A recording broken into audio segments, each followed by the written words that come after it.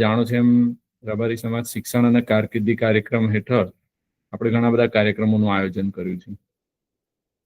હેતુ એ છે કે ધોરણ 10 કે ધોરણ 12 પછી જ્યારે આપણે કારકિર્દીની ચોઈસ કરવી હોય તો જુદા જુદા ઘણા વિકલ્પો છે, ઘણી કોલેજીસ અવેલેબલ હોય, ઘણા કોર્સીસ અવેલેબલ હોય. એમાંથી કઈ કેરિયર પસંદ કરવી, આપણા રસ પ્રમાણે જેમાં સારી તકો રહેલી છે એવી કેરિયરના વિકલ્પ પસંદ કરવા માટે આ બધા સેમિનારનું આપણે આયોજન કર્યું છે. અને સમાજના જુદા જુદા વિષયના જે નિષ્ણાતો છે, જે પ્રોફેસર્સ છે, એકેડેમિક્સમાં છે, તે લોકો આપણને આમાં મદદ કરી રહ્યા છે. તો આજે આપણે જે લેવાના છીએ diploma in agriculture, diploma in horticulture, જે એગ્રીકલ્ચર યુનિવર્સિટી હેઠળના કોર્સીસ છે, ડિપ્લોમા ઇન એનિમલ હસબન્ડરી, જે વેટરનરી સાયન્સના રિલેટેડ કામધેનુ યુનિવર્સિટીના કોર્સ છે, અને ડિપ્લોમા ઇન એન્જિનિયરિંગ, જે ગુજરાત રાજ્યની વિવિધ પ્રાઇવેટ અને ગવર્મેન્ટ એડેડ પોલિટેકનિકમાં કોર્સીસ ચાલતા હોય છે, તેની માહિતી આપીશું. આપણી સાથે 3 એક્સપર્ટ છે. ચેતનભાઈ દેસાઈ, જે યુનિટ હેડ અને સાયન્ટિસ્ટ તરીકે દાંતીવાડા કૃષિ યુનિવર્સિટી સાથે છે, તેમને MSc PhD એગ્રીકલ્ચર કરેલું છે. એ આજે એગ્રીકલ્ચર હોર્ટિકલ્ચર વિશેના માહિતી આપશે. યોગેશભાઈ પઢેરિયા છે, જેમણે માસ્ટર્સ ઇન વેટરનરી સાયન્સ અને PhD સાથે અત્યારે કામધેનુ યુનિવર્સિટીમાં વેટરનરી કોલેજ નવસારી ખાતે પ્રોફેસર તરીકે કામ કરી રહ્યા છે. અને જયેશભાઈ ગળચર છે, જે મિકેનિકલ એન્જિનિયરિંગમાં લેક્ચરર તરીકે ગવર્મેન્ટ પોલિટેકનિક કોલેજ રાજકોટ ખાતે કામ કરી રહ્યા છે. આ 3 મિત્રો એમના વિષયના નિષ્ણાત છે, ક્યાંક ને ક્યાંક એડમિશન પ્રક્રિયાઓ સાથે વિદ્યાર્થીઓ સાથે જોડાયેલા છે, એટલે એમનો બહુ ઊંડો અનુભવ છે. તો આપણે 3ને ધ્યાનથી સાંભળીશું. અને સૌથી પહેલા આપણે વેટરનરી સાયન્સના જે કોર્સીસ છે એની વાત કરીશું, પછી એગ્રીકલ્ચર અને હોર્ટિકલ્ચર ઉપર જઈશું, અને એન્જિનિયરિંગના કોર્સીસની 3જા નંબરમાં વાત કરીશું. તો બધા વિદ્યાર્થી મિત્રોનો આગ્રહ છે કે પૂરેપૂરો સેમિનાર સાંભળીએ, અને પાછળથી પ્રશ્નો માટે આપણે 10-15 મિનિટ ખુલ્લું છોડીશું. તો એ વખતે તમને જે પણ પ્રશ્ન હોય તે તમે પૂછી શકો છો. ઓકે યોગેશભાઈ, આપનાથી શરૂ કરીએ. Thank you.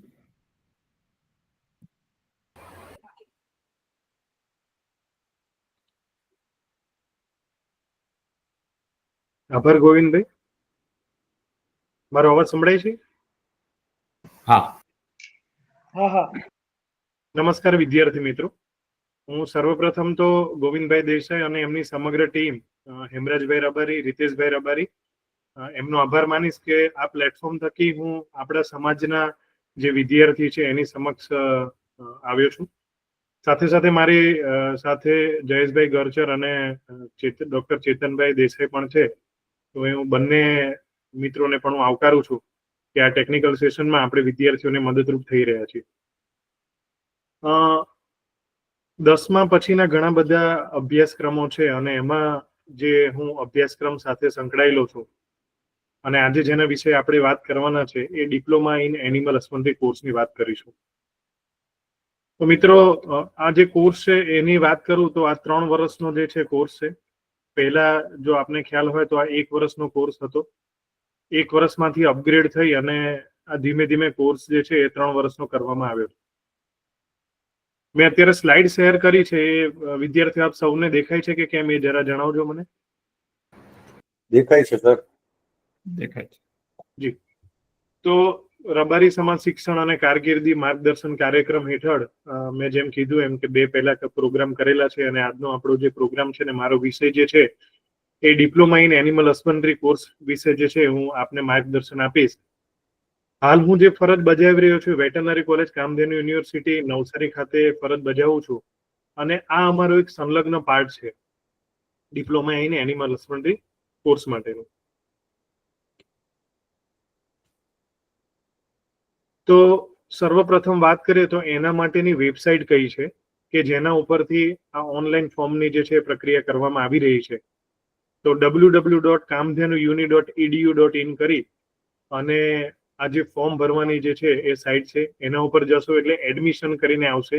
એડમિશન ઉપર ક્લિક કરો એટલે આગળ દરેક જે પણ અમારા અભ્યાસક્રમો છે એની ડિટેલ આવશે.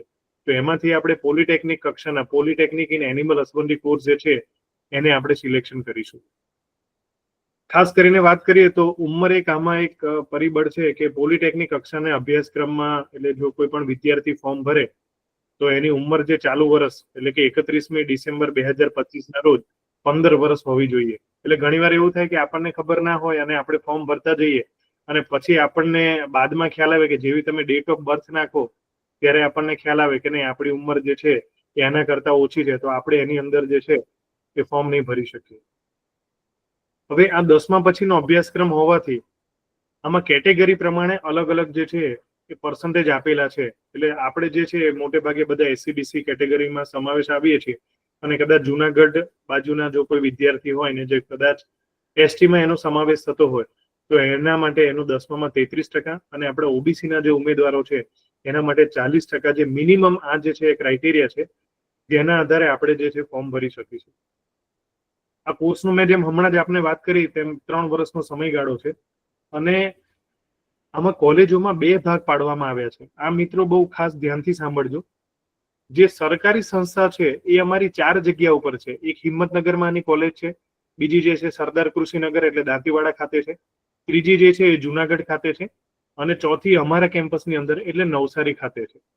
અને આ સિવાયની જે છે સંલગ્ન અને પ્રાઇવેટ સંસ્થાઓ છે જે હિંમતનગર, વિજાપુર, જસદણ, ખડસલી, છાપી એટલે ઈડરની અંદર, વાટા વછોડા, શહેરા, જુનાગઢ અને સુરતની અંદર છે.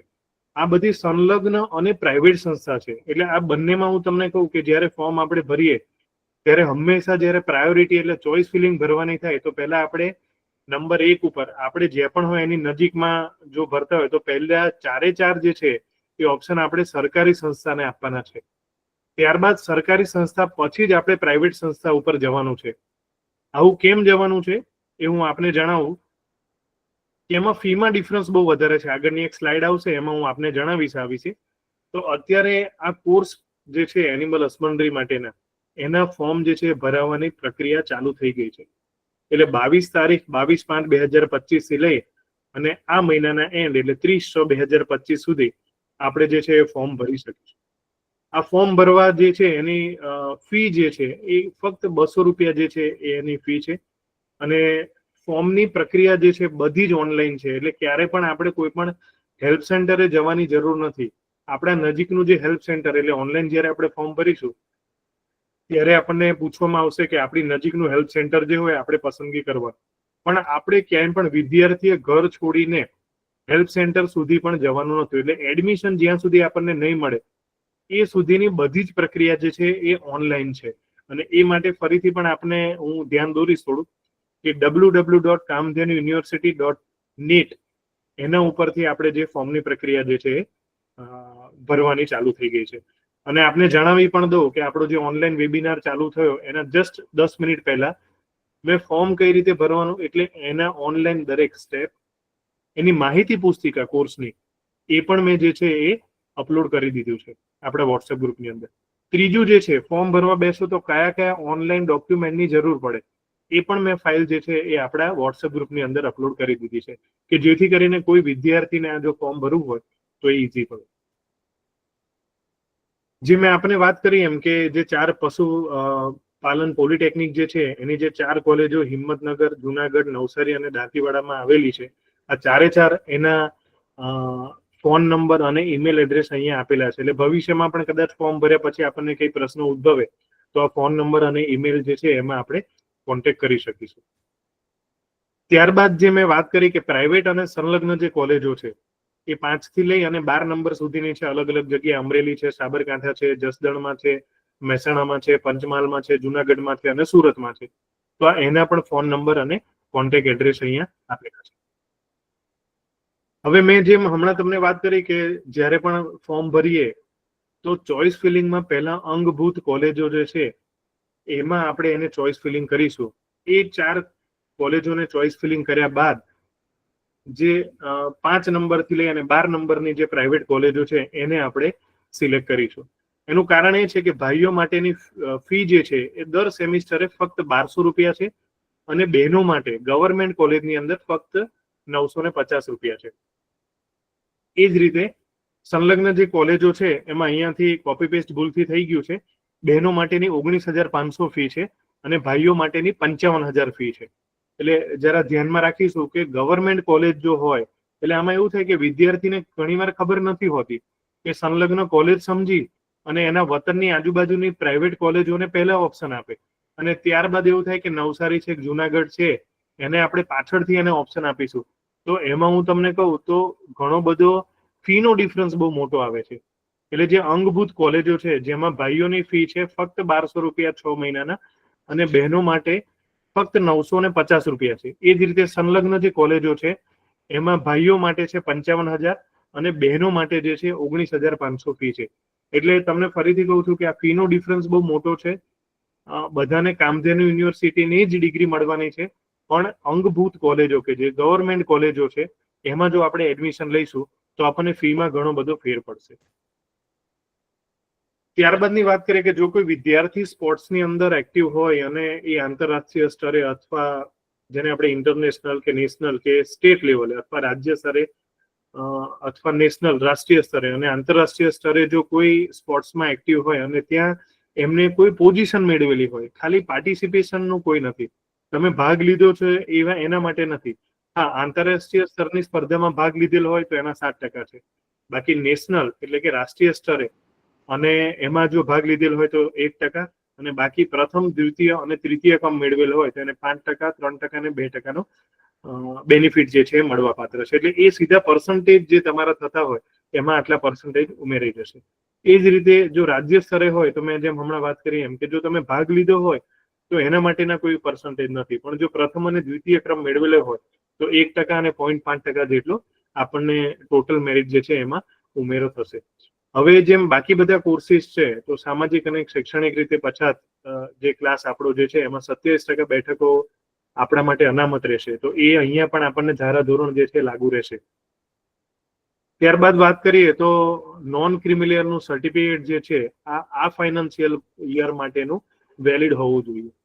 એટલે બને એવું કે જો 3 વર્ષનું સર્ટિફિકેટ હવે આપે છે નોન ક્રિમિલિયરનું તો એ વેલિડ આ વર્ષ માટે હોવું જોઈએ, અથવા આ વર્ષનું આપણું નોન ક્રિમિલિયર સર્ટિફિકેટ હોય તો એ પણ વેલિડ ગણાશે આ માટે.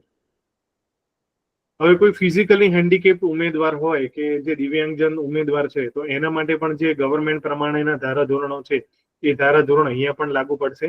એ જ રીતે સેનાના નિવૃત્ત કર્મચારી હોય ને દરેક જગ્યાએ ગવર્મેન્ટ સેક્ટરમાં જે રૂલ્સ રેગ્યુલેશન લાગુ પડે છે એ પ્રમાણે આ કોર્સમાં પણ લાગુ પડશે.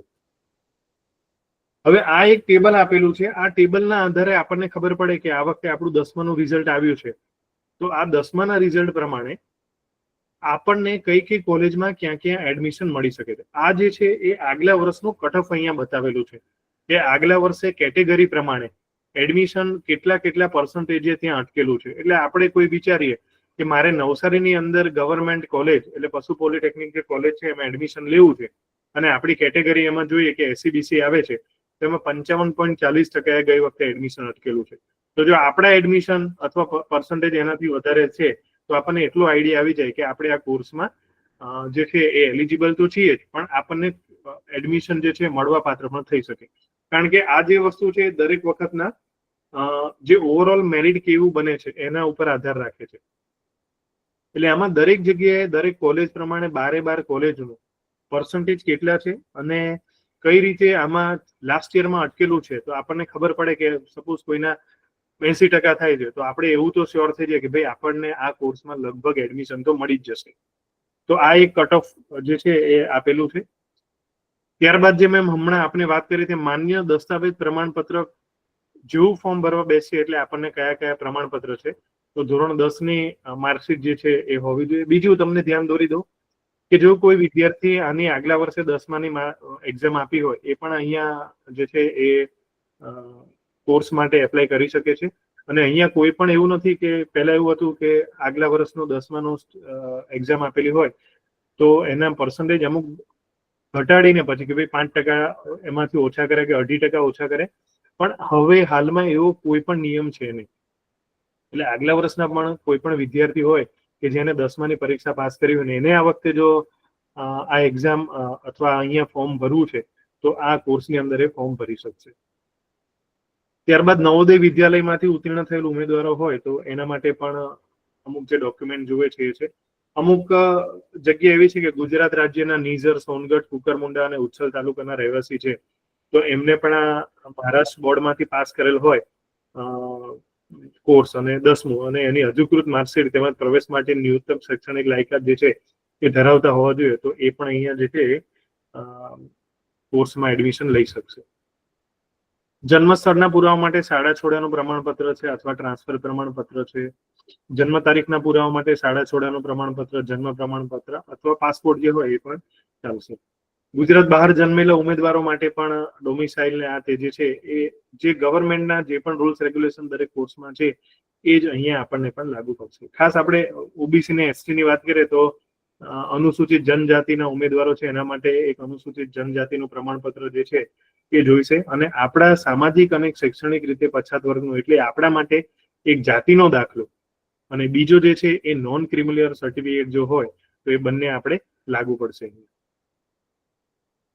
ત્યારબાદ જેમ હમણાં વાત કરી તેમ દિવ્યાંગ ઉમેદવારો માટે, સેનાના કર્મચારી અથવા નિવૃત્ત જે કર્મચારી છે એના સંતાનો માટે, પારસી જાતિ માટે પણ છે પણ આપણને લાગુ નથી પડતું એટલે આપણે એના ઉપર બહુ વધારે ધ્યાન નહીં આપીએ. રમત ગમતનું જે અગત્યનું હતું એ મેં આપને વાત કરી દીધી છે. ફોટોગ્રાફ અને સહી આ બંને આપણે સ્કેન કરેલા જોઈશે. સ્કેન ફોટોગ્રાફ છે અને સહી જે છે એની સાઇઝ એ 5 KB અને વધુમાં વધુ 200 KB સુધીનું હોવી જોઈએ. તો આ જે છે આપણે ફોર્મ ભરવા માટેના કયા કયા વેલિડ ડોક્યુમેન્ટ છે એના વિશેની વાત છે. આ મેં ફક્ત એક ફોટો તમને મોકલેલો છે કે જ્યારે કામધેનુ યુનિવર્સિટીની સાઇટ આપ ઓપન કરશો તો આ રીતનું જે છે એક એપ્લિકેશન કરવાનું પહેલું પેજ દેખાશે. તો એમાં પહેલું જ લખેલું છે diploma in animal husbandry, click here. તો એના ઉપર તમે ક્લિક કરશો અને આપણે નવા યુઝર હોઈશું, પહેલી વાર ફોર્મ ભરીશું એટલે જમણી બાજુ તમે જુઓ કે ગ્રીન કલરનું એક લખેલું છે એપ્લાય નાઉ, ને એને મેં રેડ કલરથી એક સ્ક્વેરમાં એટલે ચોરસમાં મૂકેલું છે. તો ત્યાંથી આપણે એપ્લાય નાઉ કરી અને પહેલા આપણે આપણા કોર્સ માટેનું રજીસ્ટ્રેશન કરીશું. આ રજીસ્ટ્રેશન કર્યા બાદ જેમ જેમ ફોર્મ ભરતા જઈશું આની પણ જે પીડીએફ જે છે મેં ગ્રુપમાં શેર કરી દીધી છે. એટલે અત્યારે 56 પેજની જે પીડીએફ છે એના વિશેની આપણે વાત નહીં કરીએ, એ ઓલરેડી મેં ગ્રુપમાં મૂકી દીધેલું છે, પણ આ એક તમને ખ્યાલ આવે એટલા માટે આ કામધેનુ યુનિવર્સિટીનું ઓનલાઈન એડમિશન પોર્ટલ છે, એનો પહેલો જે પેજ છે એનો ફોટો મેં આપની જાણ માટે અહીંયા મૂકેલો છે. એક ખાસ મારે આપનું ધ્યાન દોરવું છે કે મોટા ભાગના ડિપ્લોમાના કોર્સ એવા છે કે એગ્રીકલ્ચરની વાત કરીએ અથવા આપણે ડિગ્રીમાં જે પણ એટલે એન્જિનિયરિંગની વાત કરીએ તો એમાં એવું હોય છે કે ડિપ્લોમા કર્યા બાદ પછી ડિગ્રીમાં તમને સેકન્ડ યરથી એટલે બીજા વર્ષથી એમાં એડમિશન મળતું હોય છે. પણ અમારો એક એનિમલ હસબન્ડરીનો કોર્સ એવો છે કે જેમાં ડિપ્લોમા ઇન એનિમલ હસબન્ડરી કોર્સમાંથી ડિગ્રી વેટરનરી અભ્યાસક્રમમાં એડમિશન મળી શકશે નહીં. એટલે તમે ડિપ્લોમા ઇન એનિમલ હસબન્ડરીમાં જો એડમિશન માટે અથવા એડમિશનની કોર્સ પૂરો કરશો ત્યારબાદ આપણને એવું થાય કે ના હવે મારે ડિગ્રી વેટરનરી અભ્યાસક્રમમાં જવું છે, તો એ ડિગ્રી અભ્યાસક્રમમાં જઈ શકાશે નહીં. આ જે છે એનો આ એક મુખ્ય પોઈન્ટ હતો એ જે મારે આપણે ધ્યાને લાવવો હતો. બીજી વસ્તુ એ છે કે આ કોર્સ કર્યા બાદ આપણને ક્યાં ક્યાં નોકરી મળી શકે. તો પહેલા છે ગવર્મેન્ટમાં લાઇવસ્ટોક ઇન્સ્પેક્ટરનો પહેલા જે છે એ કોર્સ આવતો અને એનો જે અપગ્રેડ કરેલો કોર્સ છે ડિપ્લોમા ઇન એનિમલ હસબન્ડરી, એટલે ગવર્મેન્ટની અંદર પણ રેગ્યુલરલી ડિપ્લોમા એનિમલ હસબન્ડરીની પોસ્ટો આવતી હોય છે. એટલે આપ પણ આ ગવર્મેન્ટ જોબ માટે એપ્લાય કરી શકો છો.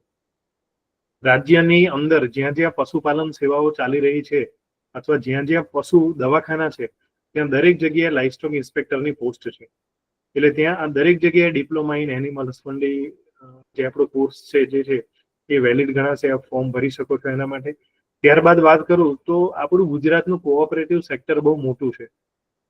એટલે જે પણ ડેરી સેક્ટર છે આપણા કે મહેસાણાની જે ડેરી છે કે આપણા આણંદની અમૂલ ડેરી છે કે સુરતની સુમૂલ ડેરી છે ત્યાં પણ એ લોકો આ ડિપ્લોમા એનિમલ હસબન્ડરી કરેલા વિદ્યાર્થીઓને એ લોકો ત્યાં નોકરી આપતા હોય છે.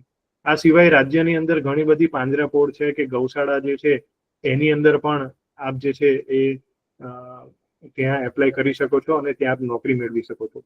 બીજું તમને કહું કે આપણે તો બધા પશુપાલન સાથે સંકળાયેલા છીએ અને આમ કહીએ તો આપણા લોહીની અંદર પણ પશુપાલન વહી રહ્યું છે, તો આપણે પ્રાઇવેટ પ્રેક્ટિસ પણ કરી શકીએ છીએ. આપ થોડા સમય માટે ફર્સ્ટ એડ માટે આપ જે છે એક લાયેબલ છો અથવા તમે ફિલ્ડની અંદર એ કરી શકો છો. તો ફિલ્ડની અંદર કોઈ પૂછતું નથી કે ભાઈ તમે ડિગ્રી વેટરનરી કરેલું છે, ડિપ્લોમા કરેલું છે, માસ્ટર ડિગ્રી કરેલી છે, પીએચડી કરેલું છે, પણ આપ અનુભવના આધારે જો ફિલ્ડમાં કામ કરવું હોય તો ઘણા બધા મેં એવા અમારા વિદ્યાર્થી જોયા છે કે જે ફિલ્ડની અંદર સારામાં સારું વળતર જે છે એ મેળવી રહ્યા છે. મેં એવા પણ ઘણા બધા ડિપ્લોમા એનિમલ હસબન્ડરી જોયા છે કે જે લોકો મહિને 50,000 થી લઈને ₹1,00,000 સુધીની જે છે આવક જે છે રડી રહ્યા છે. એટલે આપણે ગામડામાં પણ જોયું હશે કે એક એઆઈ કન્ટેનર હોય ને જોડે બધી દવાઓ હોય અને એમ ગામડાની અંદર દવા કરીને આપણે જ્યાં પણ વસે એની આજુબાજુમાં કોર્સ કર્યા બાદ આપ કરી શકો છો. ત્યારબાદ તમને વાત કરું તો ઘણી બધી મલ્ટીનેશનલ કંપની છે જે દવા બનાવી રહી છે. જાનવર માટેની જે પણ દવા બનાવે છે, જેમ કે જેમ તમે 2-3 ખાલી નામ આપું, સારાભાઈ ઝાયડસ છે, જેનેક્સ છે, તો એની અંદર પણ માર્કેટિંગ મેનેજર તરીકે હવે એ લોકો ડિપ્લોમા એનિમલ હસબન્ડરી જે છે એ આ વિદ્યાર્થીઓની પસંદગી કરે છે. એટલે મિત્રો આની અંદર તમને કહું તો ભવિષ્ય ઘણું સારું છે. જો આપને રસ હોય આ વિષયની અંદર અને આગળ વધવું હોય તો આ કોર્સ આપણી આજીવિકાનું એક સારામાં સારું ઉત્તમ સાધન બની શકે એમ છે. તો મિત્રો બાકીના જો આપના કોઈ પ્રશ્ન હોય તો અંતમાં આપણે એ વિશે ચર્ચા કરીશું, કારણ કે મારા સિવાય પણ બીજા અનુભવી મિત્રો છે જેમને આપણે સાંભળવાના છે. તો વધારે સમય ન લેતા હું આપ સૌને આભાર માનું છું. થેન્ક યુ યોગેશભાઈ. અને આના પ્રશ્નો આપણે છેલ્લે લઈશું. જી ચેતનભાઈ, આપણે એગ્રીકલ્ચર અને હોર્ટિકલ્ચરની વાત કરીએ તો હવે. ઓકે, નમસ્કાર, ખૂબ ખૂબ આભાર ગોવિંદભાઈ. જે રીતે હમણાં હાલમાં જ આપણને યોગેશભાઈ સાહેબે આપણને માહિતી આપી પોલિટેકનિક ઇન એનિમલ હસબન્ડરી, એ જ રીતે જે એગ્રીકલ્ચર યુનિવર્સિટી ખરી એની અંદર પીપીટી છે ને? હા, શેર થઈ રહ્યું છે, પણ એને ફૂલ સ્ક્રીન કરી દેજો. યસ, થઈ ગયું.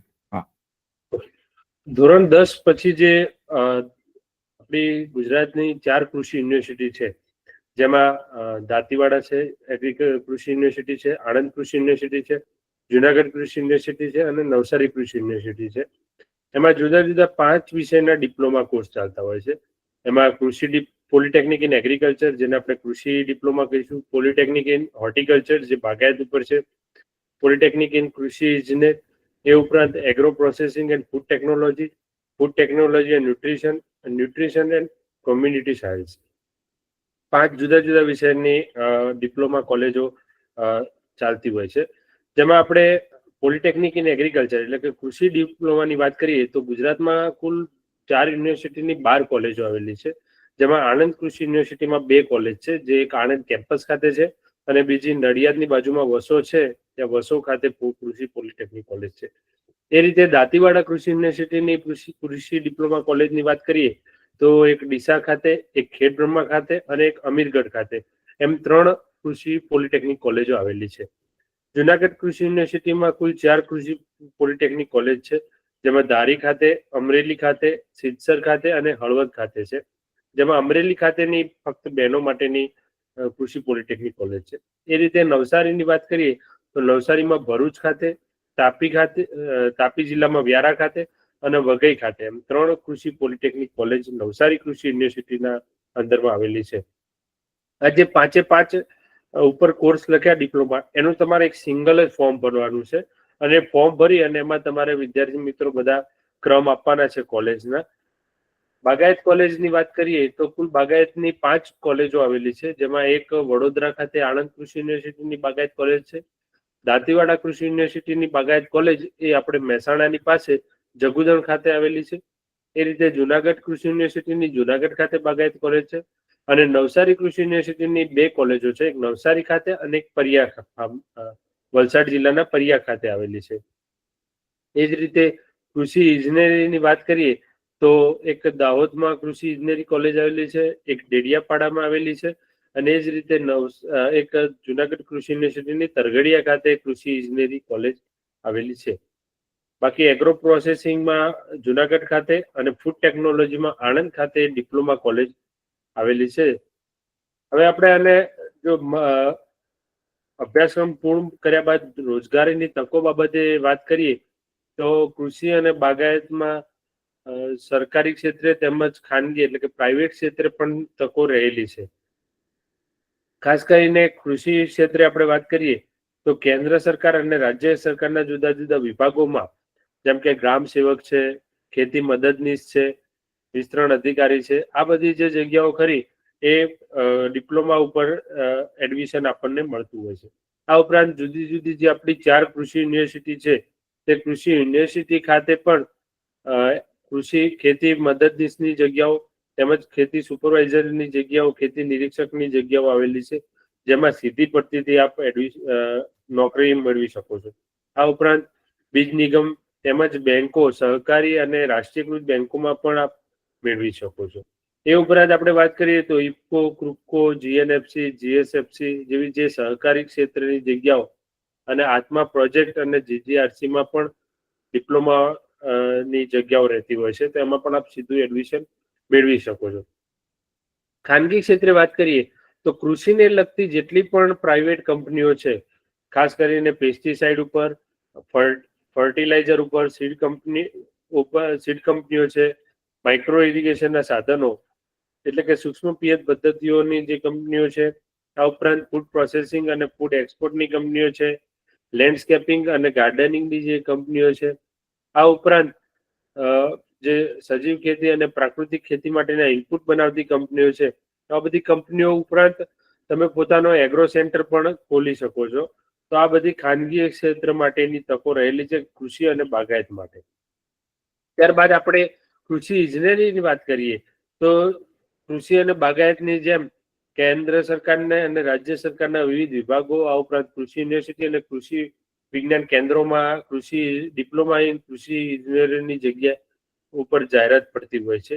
એ સિવાય ખાસ કરીને જે આપણી ઇરિગેશન અને સિંચાઈ અને પિયત વ્યવસ્થાપન સંભાળતી SSNL છે અને જુદી જુદી સિંચાઈની યોજનાઓ છે, એમાં પણ ડિપ્લોમાની જગ્યાઓ રહેલી હોય છે. એ સિવાય પ્રાઇવેટ કંપનીઓમાં વાત કરીએ તો ઇરિગેશન અને માઇક્રો ઇરિગેશનના સાધનો બનાવતી, આ ઉપરાંત જે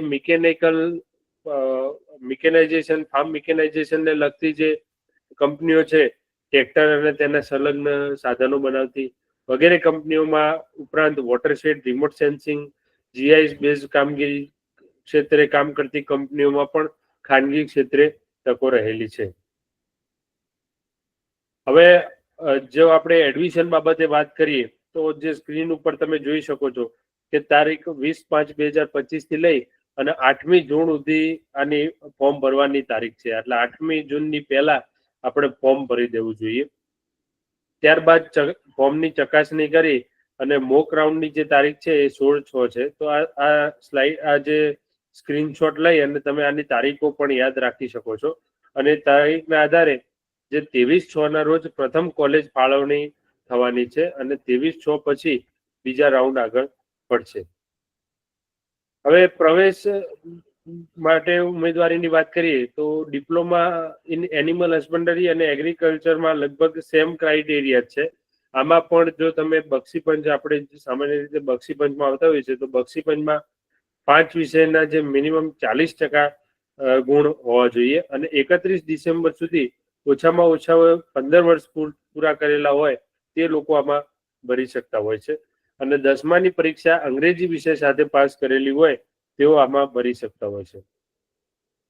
એક ખાસ આ બાબત દરેક વિદ્યાર્થીઓ ધ્યાન રાખવાનું છે કે મોટા ભાગે આપણે ગ્રામ્ય બેકગ્રાઉન્ડમાંથી આવતા હોઈએ છીએ, એટલે ગામમાં આપણને પાસે જમીન તો રહેતી જ હોય છે, આપણા ફાધર, આપણા દાદા પાસે, આપણા પિતા પાસે. તો એ ખેડૂત પુત્રોના આમાં માર્ક મળતા હોય છે. એટલે જે વિદ્યાર્થી ફોર્મ ભરતો હોય એનું નામ જો ઉતારામાં ન હોય તો એના ફાધરનું નામ ઉતારામાં હોવું જરૂરી છે. અને જો ઉતારામાં ફાધરનું નામ હોય તો પેઢીનામું તલાટી મંત્રીનું લઈ અને ઉતારા અને પેઢીનામું બંને અપલોડ કરી શકો છો. આ ઉપરાંત એક જે PDF તમને ગ્રુપમાં હમણાં હું શેર કરીશ, એમાં એક મામલતદારનો અને તલાટી મંત્રીનો દાખલો પણ આપ મેળવી અને ઉતારાના સાથે અપલોડ કરી શકો છો, જેથી કોઈ આગળ ભવિષ્યમાં પ્રશ્ન આવે નહીં. જે રીતે યોગેશભાઈ વાત કરી હતી એ જ રીતે રમતગમતના પણ 7 થી લઈ અને જુદી જુદી કક્ષાએ, આંતરરાષ્ટ્રીય કક્ષાએ તો 7%, રાષ્ટ્રીય કક્ષાએ 5%, એવી રીતે જુદા જુદા ભારાંકનો પણ લાભ મળતો હોય છે. પણ મોટે ભાગે જે ખેડૂત પુત્રો છે જેમના પિતાનું નામ 7, 12, 8 ના ઉતારામાં છે, તેઓએ આ 7, 12, 8 ના ઉતારા જોડવાનું ભૂલવાનું નહીં કેમ કે એનો મેરિટમાં 5% જેટલો ભારાંક પડતો હોય છે, જેના કારણે આપના મેરિટમાં વધારો થતો હોય છે. જ્યારે તમે ફોર્મ ભરવા બેસો ત્યારે આ ખાસ કરીને જે અત્યારે તમે સ્ક્રીન પર જોઈ શકો છો એટલા ડોક્યુમેન્ટ સાથે લઈ અને એનો અપલોડ કરવાના રહેશે. એટલે આની PDF બનાવી અને સાથે રાખવી. એમાં 10માની માર્કશીટ છે, શાળા છોડ્યાનું પ્રમાણપત્ર છે, બક્ષી પંચનો દાખલો છે. આ ઉપરાંત નોન ક્રિમિલિયર જે 1/4/2023 પછીનું હોવું જોઈએ, એટલે કે લેટેસ્ટ નોન ક્રિમિલિયર છે. ઉતારા ખાસ કરીને તમે જો આપણે જોડવાના થતા હોય એ તાજેતરના જ, એટલે કે 1/4/2025 જ હોવા જોઈએ, તો જ માન્ય ગણાશે. એટલે કોઈએ જૂના ઉતારા ભૂલથી પણ જોડવા નહીં. બીજું એક ખાસ વસ્તુ ધ્યાન રાખવું કે તમારી 10માની માર્કશીટમાં જે નામ હોય, આપણે ખાસ કરીને નામમાં સરનેમમાં બહુ ફરક પડતો હોય છે. કેમ કે ફાધર પાછળ શાખ ચાલતી હોય ને આપણા પાછળ દેસાઈ કે રબારી ચાલતું હોય, તો એ અલગ પડતું હોય, તો એ માટે સોગંદનામું કરવાનું રહેશે અને એ રીતે સોગંદનામું પણ સાથે અપલોડ કરવાનું રહેશે. હવે આ ઉપરાંત જો દીવ દમણ અને દાદરા નગરના રહેવાસી હોય તો એ અંગેનું પ્રમાણપત્ર છે. કોઈ ફિઝિકલી હેન્ડીકેપ એટલે દિવ્યાંગજન હોય તો એ પણ સિવિલ સર્જન અથવા સુપ્રિન્ટેન્ડન્ટનું પ્રમાણપત્ર જે નમૂનો આપ્યો છે એ મુજબનું અપલોડ કરવાનું રહેશે. આ ઉપરાંત જે તમે રમતગમતમાં ભાગ લીધો હોય અથવા તો સેના કર્મચારી કે નિવૃત્ત સેના કર્મચારીનું પ્રમાણપત્ર અપલોડ કરવાનું હોય તો એ કરવાનું રહેશે. આ ઉપરાંત પાસપોર્ટ સાઇઝનો ફોટો પણ અપલોડ કરવાનો રહેશે. હવે ફોર્મ ભરવાની આપણે વાત કરીએ તો તમે સ્ક્રીન ઉપર અત્યારે તમે જોઈ શકો છો poly.gsauca.in poly.gsauca.in અથવા તો gsauca.in એ વેબસાઇટ ખોલી અને એમાં પોલિટેકનિક ઇન એગ્રીકલ્ચર ટેબ ઉપર ક્લિક મારશો તો તમારું ફોર્મ ભરવાનું મેનુ ખુલશે. એમાં તમારે તમારું નામ અને વિગત લખી અને ફી ભરવાની રહેશે. ત્યારબાદ એપ્લિકેશન ફોર્મ પર ક્લિક કરી તુરત જ ઓનલાઈન ફોર્મ ભરી અને જરૂરી ડોક્યુમેન્ટ અપલોડ કરવાના રહેશે. હવે આ જે પણ ડોક્યુમેન્ટ તમે અપલોડ કર્યા છે એની ચકાસણી ઓનલાઈન જ થશે. એટલે તમારે ક્યાંય રૂબરૂ જવાની જરૂર નથી. તમે ડોક્યુમેન્ટ ઓનલાઈન અપલોડ કરી દેશો એટલે કૃષિ યુનિવર્સિટી દ્વારા ઓનલાઈન જ વેરીફાઈ થયા બાદ તમે આ સ્ક્રીન ઉપર જોઈ શકો છો એવી રીતે your application form is successfully verified નો મેસેજ આવશે. આ મેસેજ બાદ જ તમે ચોઇસ ફિલિંગ કરી શકશો અને ચોઇસ ફિલિંગ કરવું ફરજિયાત છે. જો ચોઇસ ફિલિંગ નહીં કરે તેઓને મેરિટ યાદીમાં સમાવેશ થશે નહીં. અને જો કોઈ ભૂલ હશે તો યોર એપ્લિકેશન ઇઝ અનવેરીફાઈડ એવો મેસેજ આવશે. એમાં તમે એપ્લિકેશન સ્ટેટસમાં જશો તો જે કંઈ પણ ભૂલ હશે એ લખેલી હશે, તમારું ડોક્યુમેન્ટ જોડવાનું રહી ગયું હશે અથવા તો ડોક્યુમેન્ટ કોઈ ખોટું જોડાઈ ગયું હશે તો એમાં લખેલું હશે એ પ્રમાણે ફરીથી ડોક્યુમેન્ટ અપલોડ કરી અને તમે ફરીથી એની વેરીફાઈની પ્રોસેસ થશે ત્યારબાદ તમે ચોઇસ ફિલિંગ કરી શકશો. હવે ખાસ કરીને જ્યારે તમે ચોઇસ ફિલિંગ કરવા બેસો ત્યારે એક વસ્તુનો ખાસ ધ્યાન રાખવાનું છે. આપણે જે ક્રમ આપવાનો છે એમાં ક્રમ આપણે જે આપણી પસંદગીની કોલેજો છે એનો પહેલો આપવાનો છે. ઘણા વિદ્યાર્થીઓ, મારા જ એક સંબંધીને ગયા વખતે થયું હતું કે ગયા જે લાસ્ટ યરનું કટ ઓફ હોય એ કટ ઓફના આધારે વિદ્યાર્થી જોતો હોય કે મને આ કોલેજમાં મળી રહેશે તો એ કોલેજનો ક્રમ પહેલો આપી દેતો હોય છે. તો આમાં બનતું એવું છે કે પહેલી એક કોલેજ મળી જાય ને તમારો ક્રમ પહેલો હોય તો પછી તમે બીજી કોઈ રાઉન્ડમાં બીજી કોઈ કોલેજમાં એડમિશન મેળવી શકતા નથી. એટલે હંમેશા જે સારી અને આપની અનુકૂળ કોલેજો છે એને પહેલો ક્રમ આપવો, પછી બીજો ક્રમ. એ રીતે એગ્રીકલ્ચરની 12 કોલેજોનો ક્રમ આપ્યા બાદ જે બાગાયતની 5 કોલેજ છે એનો ક્રમ આપવો, ત્યારબાદ કૃષિ ઇજનેરીની કોલેજનો ક્રમ આપવો. કેમ કે એગ્રીકલ્ચરમાં જે આગળ નોકરીની ચાન્સીસ જે તકો રહી એ રોજગારીની તકો વધારે રહેતી હોય છે. એટલે પહેલા એગ્રીકલ્ચરની 12 કોલેજોનો ક્રમ આપવાનો રહેશે, ત્યારબાદ બાગાયત અને ત્યારબાદ કૃષિ ઇજનેરીની કોલેજોનો ક્રમ આપવાનો રહેશે. એગ્રીકલ્ચરની કોલેજોમાં પણ તમને જે નજીક પડતી હોય અને એ રીતે હોય અથવા તો એ માટે તમે સીધો ગ્રુપમાં અથવા તો મને પણ સંપર્ક કરી શકો છો. તો એ માટે હું તમને કઈ રીતે ક્રમ આપવો અને તમારું નેટિવ ક્યાં છે, તમારું વતન ક્યાં છે એના આધારે આપણે તમારા માટે ક્રમ નક્કી કરી દઈશું અને એ પ્રમાણે તમારે બધી જ કોલેજોનો ક્રમ આપી દેવાનો છે. જ્યારે તમે પ્રથમ રાઉન્ડ પડે ત્યારે તમે કોઈ દાખલા તરીકે તમે 20 કોલેજોના ક્રમ આપ્યા છે જુદા જુદા, એમાં તમને 16 નંબરની કોલેજમાં એડમિશન મળ્યું તો પહેલા રાઉન્ડમાં તમારે ઓનલાઈન ફી ભરી દેવાની છે. પણ તમારે કોલેજમાં જવું નથી ને આગળના રાઉન્ડમાં ભાગ લેવો છે તો કોલેજ ઉપર હાજર થવાનું રહેશે નહીં. ત્યારબાદ બીજા રાઉન્ડમાં તમે ઉપરની કોલેજોમાં જ્યારે ક્રમમાં મળતો રહેશે એ પ્રમાણે તમારે ચોઈસની કોલેજમાં જ્યારે નંબર આવી જાય ત્યારે તમારું હાજર થવાનું રહેશે. આ સ્ક્રીન ઉપર તમે જે લાસ્ટ યરનું કટ ઓફ હતું એ તમે જોઈ શકો છો. જો આપણે કૃષિ પોલિટેકનિકની વાત કરીએ તો એસસીબીસીમાં કૃષિ પોલિટેકનિકમાં ખાસ કરીને 69 થી 70% અટકતું હોય છે. આ ઉપરાંત જે દૂરની કોલેજો ખરી વઘઈ અને વેરા એમાં 60 થી 55% પણ મેરિટ મળતું હોય છે. પણ આ ટકાવારી દર વર્ષના માર્કના આધારે બદલાતી હોય છે. એટલે આને ખાલી રેફરન્સ તરીકે ધ્યાનમાં રહેજો. બાકી કોલેજની પસંદગીમાં તમે તમારી નજીકની અને જે સારા નામના ધરાવતી કોલેજો છે એ ક્રમ આપવાનો રહેશે. એમાં પહેલી એગ્રીકલ્ચરની 12 કોલેજો, ત્યારબાદ બાગાયતની, ત્યારબાદ કૃષિ ઇજનેરી, એ ક્રમમાં તમારે ક્રમ આપવાનો રહેશે. તો આ સિવાય જે કંઈ પણ પ્રશ્નો હશે તમારા એ આપણે પાછળથી આવરી લઈશું. અને એ સિવાય પણ તમે ગમે ત્યારે મારો સીધો સંપર્ક પણ કરી શકો છો આ માટે, અને ગ્રુપમાં પણ મેસેજ કરી શકો છો. ધન્યવાદ. થેન્ક યુ ચેતનભાઈ, ડિટેલમાં માહિતી તમે આપી. હવે આપણે જયેશભાઈને કહીશું કે પોલિટેકનિકમાં જે એન્જિનિયરિંગના કોર્સિસ છે એના વિશેની માહિતી આપી. થેન્ક યુ ગોવિંદભાઈ, દિવ્યેશભાઈ અને યોગેશભાઈએ એનિમલ હસબન્ડરી અને એગ્રીકલ્ચર વિશે બહુ સરસ માહિતી આપી છે. હવે આપણે ધોરણ 10 પછીના ડિપ્લોમા કોર્સિસ છે, બરાબર, ડિપ્લોમા એન્જિનિયરિંગ, બરાબર. પીપીટી દેખાય છે ને સર? હા, હવે આવ્યું છે, ફૂલ સ્ક્રીન કરી દેજો. હા, તો જે ધોરણ 10 પછીના ડિપ્લોમા કોર્સિસ છે એન્જિનિયરિંગના, એની વાત કરવાની છે. તો સૌથી પહેલા તો બધાનું સ્વાગત કરું છું એસીપીડીસી તરફથી અને રબારી સમાજ તરફથી. તો હવે ધોરણ 10 પછી ડિપ્લોમા માટેની આ બંને વેબસાઇટ સ્લાઇડને ફૂલ સ્ક્રીન કરી દેજો. ફૂલ સ્ક્રીન જ છે સર. નીચે પેલું નેક્સ્ટ કરો એટલે થઈ જશે કદાચ. ના, સ્લાઇડ સ્લો કરી દે. સ્લાઇડ ઓકે, રેડી દેખાય છે ને સર? હવે ના, સ્લાઇડ તો દેખાઈ રહી છે પણ પેલી ફૂલ સ્ક્રીન નથી દેખાઈ રહી. પેલો પર્સન્ટેજ રહ્યો ને એની બાજુમાં જે સ્લાઇડ સ્લો વાળું છે ને ત્યાં જશો તો ચાલશે.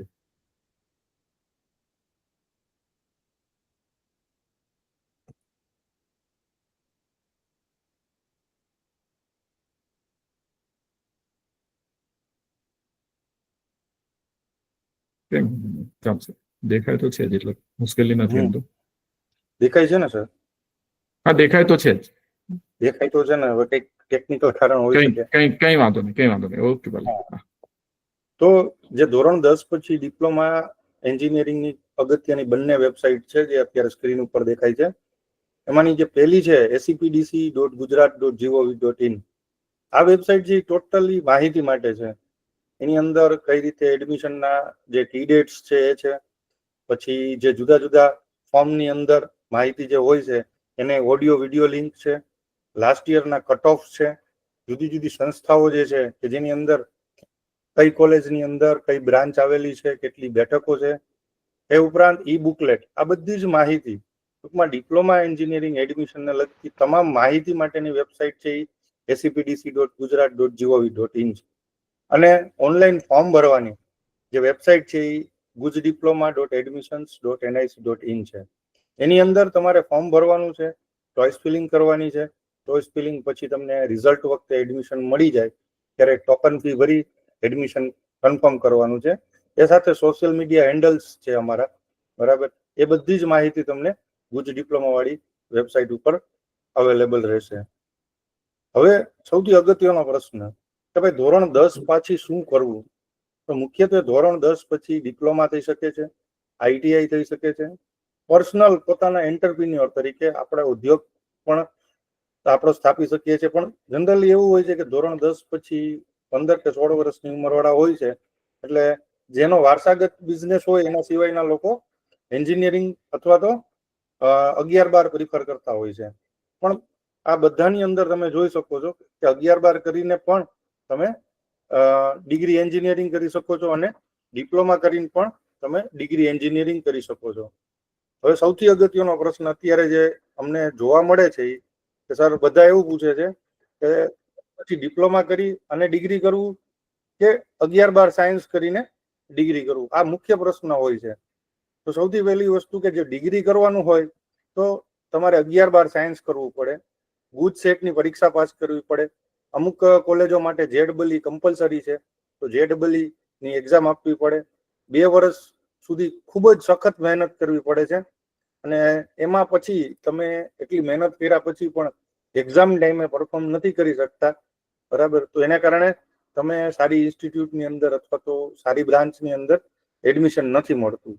તો એને બદલે જો ડિપ્લોમા પછી એન્જિનિયરિંગ જ કરવું છે તો ધોરણ 10 પછી તમે કોઈ પણ મેથ્સ બેઝિક હોય કે સ્ટાન્ડર્ડ હોય, બરાબર, ગણિત, વિજ્ઞાન અને અંગ્રેજી સાથે ધોરણ 10 પાસ કરીએ તો આપણને ડિપ્લોમાની અંદર એડમિશન મળતું હોય છે. અને ડિપ્લોમાનો જે કોર્સ છે એ 3 વર્ષનો છે અને 3 વર્ષ ડિપ્લોમા કર્યા પછી તમારે 3 વર્ષ બીજા ડિગ્રીના કરી શકો છો. ડાયરેક્ટ ડિગ્રીના બીજા વર્ષની અંદર એડમિશન મળે છે. તો કહેવાનો મતલબ એ છે કે તમે 12 પછી 4 વર્ષ ડિગ્રી કરો એટલે ધોરણ 10 પછી ટોટલ 6 વર્ષે ડિગ્રી મળે. જ્યારે ધોરણ 10 પછી ડિપ્લોમા થ્રુ તમે જાઓ તો 3 વર્ષ ડિપ્લોમાના અને 3 વર્ષ ડિગ્રીના, બરાબર. એમ 6 વર્ષે પણ તમે ઓછી મહેનતે અથવા તો એમ કહી શકાય કે એકદમ સખત પરિશ્રમ કર્યા વગર સારી એવી બ્રાન્ચની અંદર એડમિશન લઈ અને તમે ગ્રેજ્યુએટ થઈ શકો છો. એ ઉપરાંત તમે ધોરણ 10 પછી જો ડિપ્લોમા પસંદગી કરીએ તો ડિપ્લોમા એન્જિનિયરિંગ છે એ 12 સાયન્સ ઇક્વિવેલન્ટ સર્ટિફિકેટ પણ તમને આપતું હોય છે.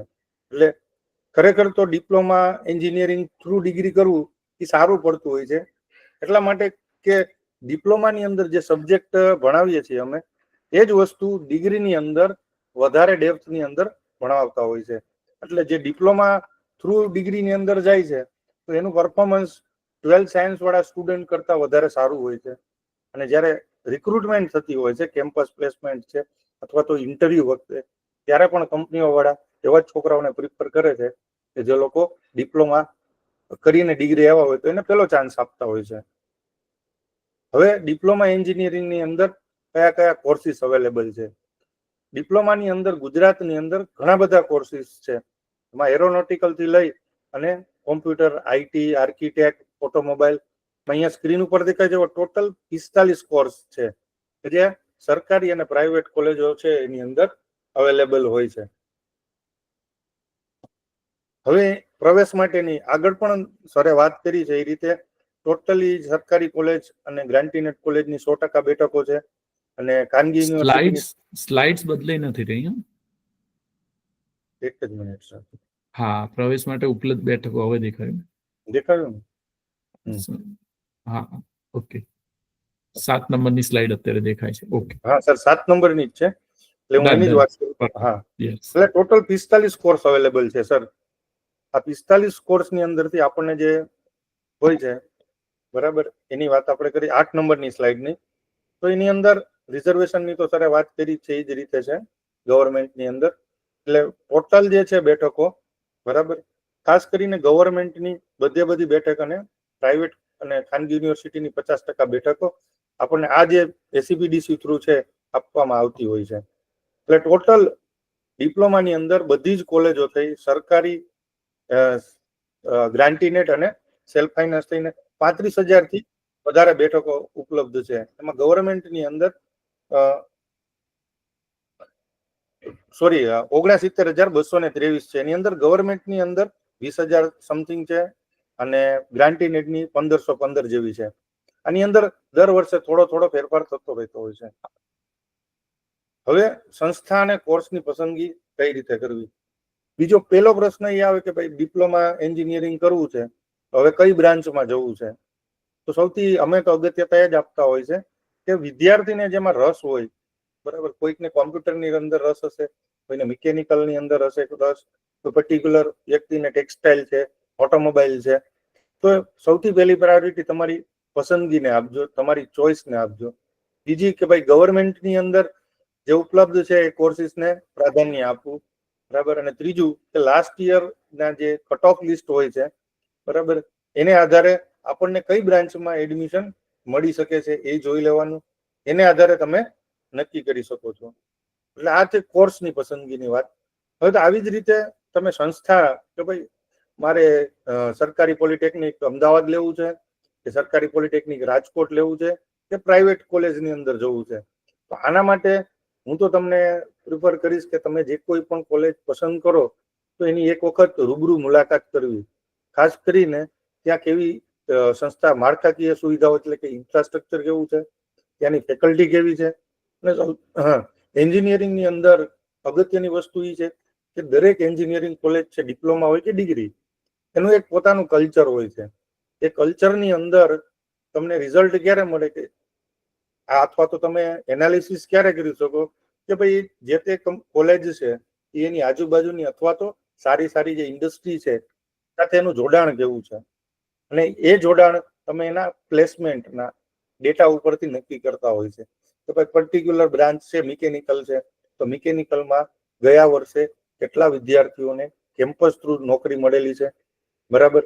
આઈટી છે તો આઈટી ની અંદર કઈ કઈ કંપનીઓ આવે છે ઇન્ટરવ્યુ લેવા માટે, કેટલું પેકેજ આપે છે, બરાબર. આ બધી વસ્તુઓને ધ્યાનમાં રાખીને સંસ્થાની પસંદગી જરૂરી છે. ઘણી વખત એવું બનતું હોય કે ભાઈ આપણે દરેક કોલેજમાં જઈ શકતા નથી, તો એસીપીડીસી ની જે વેબસાઇટ છે જેની મેં શરૂઆતમાં જ વાત કરી હતી, એ વેબસાઇટ ઉપરથી તમે દરેક કોલેજ વિશે એના ઇન્ફ્રાસ્ટ્રક્ચર, એની ફેકલ્ટી, એની લેબોરેટરી, બરાબર. કારણ કે એન્જિનિયરિંગની અંદર ખાલી અમારે ડિપ્લોમા હોય કે ડિગ્રી હોય, એન્જિનિયરિંગની અંદર અગત્યની વસ્તુ છે ઇન્ફ્રાસ્ટ્રક્ચરમાં લેબોરેટરીઝ. ઘણી બધી પ્રાઇવેટ કોલેજો છે, આપણને એમ થાય કે આપણા ઘરની બાજુમાં જ છે તો આપણે દૂર નથી જવું, બરાબર. પણ ત્યાં એવું હોય છે કે ત્યાંની લેબોરેટરી છે એમાં કોઈ પણ જાતની ફેસિલિટી હોતી નથી. આ અમે જનરલી જોતા હોય છે. ખાલી એ લોકો તમને લોભામણી જાહેરાતો આપતા હોય છે, અને દર વખતે ઘણા બધા વિદ્યાર્થીઓ છે એમની જાહેરાતોમાં આવી જશે અને ત્યાં એડમિશન લઈ લેતા હોય છે. તો ખાસ કે તમે જ્યારે ડિપ્લોમા એન્જિનિયરિંગની અંદર જાઓ તો જે કોલેજને પસંદ કરવાની છે એ કોલેજની લેબોરેટરી અને એનું ટ્રેનિંગ પ્લેસમેન્ટનો ડેટા કે ભાઈ ગયા વર્ષે કેટલા વિદ્યાર્થીઓને પ્લેસમેન્ટ મળ્યું છે, આ બાબતને ધ્યાનમાં રાખી અને તમારે સંસ્થા અને કોર્સની પસંદગી કરવી. હવે ફીનું ધોરણ, તો જો સરકારી સંસ્થાની અંદર કોઈ પણ તમે સરકારી ઇન્સ્ટિટ્યૂટમાં તમને વાર્ષિક 1000 ટ્યુશન ફી હોય છે, એ પણ બોયઝ માટે, અને ગર્લ્સ માટે ₹0 ફી હોય છે. સૌથી સારામાં સારી વસ્તુ છે કે ગર્લ્સને કોઈ પણ કોલેજની અંદર સરકારીની અંદર ₹0 એટલે ₹0 ફી હોય છે, જ્યારે વાર્ષિક 25,000 થી 62,000 જેવી પ્રાઇવેટ કોલેજ વાળા ફી લેતા હોય છે, જ્યારે એની સામે એની સાપેક્ષમાં ફેસિલિટી આપતા નથી. હવે ડિપ્લોમા એન્જિનિયરિંગની આપણે ચર્ચા કરી, કયા કયા કોર્સિસ છે એ જોયા, બરાબર. હવે તમારે સંસ્થાની પસંદગી કેવી રીતે કરી, આ બધી જ ચર્ચાઓ કર્યા પછી ભાઈ ડિપ્લોમા એન્જિનિયરિંગનું પ્રવેશ ફોર્મ કેવી રીતે ભરવું, પછી આગળની પ્રોસિજર કેવી રીતે કરવી, એ એક જોઈ લઈએ આપણે. તો સૌથી અગત્યનું છે કે ભાઈ પ્રથમ વર્ષમાં પ્રવેશ માટેની લાયકાત શું છે. તો તમે ગણિતની અંદર, ગણિત બેઝિક હોય કે સ્ટાન્ડર્ડ, ગણિત, વિજ્ઞાન અને અંગ્રેજી વિષય સાથે કોઈ પણ board, Gujarat board, open board અથવા તો સીબીએસઈ માંથી પાસ થયેલા હોય તો તમે ડિપ્લોમા એન્જિનિયરિંગની અંદર પ્રવેશ માટે લાયકાત ધરાવો છો એવું કહેવાય. હવે એના મેરિટની આ વસ્તુ લગભગ કોઈ પણ છોકરાઓને ખબર હોતી નથી. એમને બધાને એમ જ હોય કે આપણે ધોરણ 10 ના જે પર્સન્ટેજ આવ્યા છે એને આધારે ડિપ્લોમામાં એડમિશન મળી જતું હોય છે, પણ એવું નથી. અમારે ડિપ્લોમા એન્જિનિયરિંગની અંદર ફક્ત 3 વિષયના એટલે કે ગણિત, વિજ્ઞાન અને અંગ્રેજી, એના 300નું ટોટલ મેરિટ બનતું હોય છે. એટલે 300ની અંદરથી તમારે કેટલા માર્ક આવ્યા છે એને આધારે તમને મેરિટ લિસ્ટ બને, અને એ મેરિટ ઉપરથી તમને પર્ટિક્યુલર બ્રાન્ચ અને કોલેજની અંદર એડમિશન મળતું હોય છે. હવે રિઝર્વેશન, તો એ આગળ પણ સરે વાત કરી હતી એ જ રીતે રિઝર્વેશન છે એસસી કેટેગરી માટે 60, પણ આપણને તો બે જ કેટેગરી લાગુ પડે આપણા સમાજમાં, એક એસીબીસી અને બીજી એસટી કેટેગરી. તો એસીબીસી માટે 27% રિઝર્વેશન છે અને એસટી માટે ગુજરાતની અંદર 15% રિઝર્વેશન છે.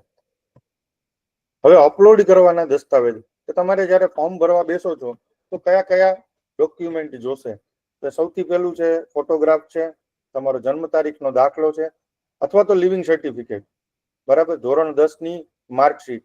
ઘણી વખત કોઈકને એક કરતા વધારે પ્રયત્નોમાં પાસ કર્યું હોય તો એ બધા જ પ્રયત્નોની માર્કશીટ છે એ એક સિંગલ પીડીએફમાં મર્જ કરી અને જોડવી. અને જાતિનું પ્રમાણપત્ર, જાતિના પ્રમાણપત્રમાં એસીબીસી ની અંદર ખાસ તમારે જાતિનું પ્રમાણપત્ર જોડવાની સાથે પરિશિષ્ટ ક કરીને નોન ક્રિમિલિયર સર્ટિફિકેટ આવતું હોય છે. તો જે આ પરિશિષ્ટ ક એ પણ ગુજરાતીની અંદર જે મામલતદાર ઓફિસ અથવા ટીડીઓ આગળથી કહેતા હોય છે એ ગુજરાતી વાળું જ તમારે સિંગલ પીડીએફમાં સાથે અટેચ કરીને જોડવાનું હોય છે. એ સિવાય તો આવકનું પ્રમાણપત્ર છે, અને બાકી જો આ બધા છે ફ્રી સિપ કાર્ડ ને એ આપણા સમાજની અંદર લાગુ પડતા નથી. હવે ટ્યુશન ફી વેવર સ્કીમ, હવે આપણે જે ચર્ચા કરી કે ભાઈ 50% પ્રાઇવેટ કોલેજની અંદર અને 100% સરકારી કોલેજની અંદર, હવે એની અંદર પણ ટોટલ જે બેઠકો છે એની 5% બેઠકો એ સરકારી હોય કે પ્રાઇવેટ હોય એ ટ્યુશન ફી વેવર યોજના હેઠળ આવતી હોય છે, બરાબર. તો એ ટ્યુશન ફી વેવરની અંદર કદાચ આવકની મર્યાદા છે તમારી 8 લાખ રૂપિયા. જો વાર્ષિક 8 લાખ કરતા ઓછી આવક ધરાવતા હોય એવા વિદ્યાર્થીઓ જે છે એ જ આ TFWS ની અંદર એલિજિબલ થતા હોય છે. ઘણી વખત એવું થતું હોય કે ભાઈ પ્રાઇવેટ કોલેજ છે એની ફી પોસાતી નથી, પણ પર્સન્ટેજ સારા હોય તો તમે આ ટ્યુશન ફી વેવર સ્કીમની મદદથી કોઈ પણ કોલેજની અંદર વગર 1 પણ રૂપિયાની ફી આપવા વગર તમે ભણી શકો છો. હવે આ બધા જે જનસેવા કેન્દ્ર છે, મામલતદાર છે, જિલ્લા વિકાસ અધિકારી, તાલુકા વિકાસ અધિકારી, સમાજ કલ્યાણ અધિકારી અને 5 લાખ સુધીની આવક મર્યાદામાં તલાટી મંત્રી જે છે એનો પણ આવકનો દાખલો ચાલતો હોય છે, બરાબર. સાહેબ સ્લાઇડ મૂવ નથી થઈ રહી, જરા ટ્રાય કરજો ઓકે. ટેકનિકલી. હા હા હવે થઈ રહી છે. ઓકે જી. હા, એટલે MYSY ની યોજના, બરાબર. આપણે વાત કરી પછી ઘણી વખત તમને એમ થાય કે ભાઈ આપણે સરકારી કોલેજની અંદર જઈએ છે પણ આપણે આ ફી પણ પોસાતી નથી, અથવા તો પ્રાઇવેટ કોલેજની અંદર એડમિશન લીધું છે તો મુખ્યમંત્રી યુવા સ્વાવલંબન યોજના છે MYSY, 70% કરતા વધારે પર્સન્ટેજ હોય તો તમને તમારી ટોટલ ફીના 50% જે છે એ સરકાર દ્વારા પરત કરી દેવામાં આવતા હોય છે. તો આ પણ જુદી જુદી દરેક સંસ્થાઓ જે છે અમારી જિલ્લા લેવલે, સરકારી પોલિટેકનિક અને સરકારી ઇજનેરી કોલેજ, તો ત્યાં બધી જ જગ્યાએ MYSY ના હેલ્પ સેન્ટર છે, એટલે તમે આનો લાભ પણ લઈ શકો છો. MYSY ની અંદર ખાસ આવક મર્યાદા છે એ 6 લાખ રૂપિયા છે, અને બીજું કે તમારે બધા જ વિષયની અંદર એને ટોટલ 70% ઉપર થવા જોઈએ. અને જેમે એડમિશન લીધા પછી પણ ધારો કે ફર્સ્ટ અને સેકન્ડ સેમેસ્ટરની પરીક્ષા આપી છે એટલે ફર્સ્ટ યરની, જો એની અંદર 80 આવી ગઈ તો તમને નેક્સ્ટ યરથી આ સ્કોલરશિપ મળતી બંધ થઈ જાય છે. ટૂંકમાં સ્કોલરશિપ લેવા માટે તમારે બધા વિષયોની અંદર કમ્પ્લીટ પાસ થવું જરૂરી છે, તો તમને સળંગ 3 વર્ષ માટે MYSY ની સ્કોલરશિપ મળે. હવે આપણે જોઈએ કે પ્રોસિજર જે છે ઓનલાઈન એડમિશનની, મેં તમને શરૂઆતની અંદર જ વાત કરી કે મુખ્ય 2 વેબસાઇટ છે, બરાબર. એમાં જે બીજી વેબસાઇટ હતી gujdiploma.admissions.nic.in, એની અંદર જઈ અને તમારે ઓનલાઈન જે છે પ્રવેશ માટેનું ફોર્મ ભરવાનું હોય છે. તો આ વખતેના ઓનલાઈન ફોર્મની જે તારીખો છે, બરાબર, એ અહીંયા તમને સ્ક્રીન ઉપર દેખાતી હોવી જોઈએ. દેખાય છે ને સર? અત્યારે MYSY જ છે. Okay sir. હવે હા, હવે 25 નંબર લખેલી સ્લાઇડ છે. 25 નંબર. તો આ વખતે ડિપ્લોમા એન્જિનિયરિંગના આ વર્ષ માટે 25-26 માટેની કી ડેટ્સ છે કે જે આખો શેડ્યુલ છે. ખરેખર તો ડિપ્લોમા એડમિશન જે પ્રોસેસ છે એ 3 સ્ટેપની અંદર છે. એક પહેલું સ્ટેપ છે કે તમારે ફોર્મ ભરવાનું, બરાબર. ફોર્મ ભર્યા પછી તમારે કોઈ પણ જગ્યાએ જવાની જરૂર નથી. તમામ ડોક્યુમેન્ટ ઓનલાઈન અપલોડ કર્યા પછી ઓનલાઈન એનું વેરિફિકેશન થતું હોય છે.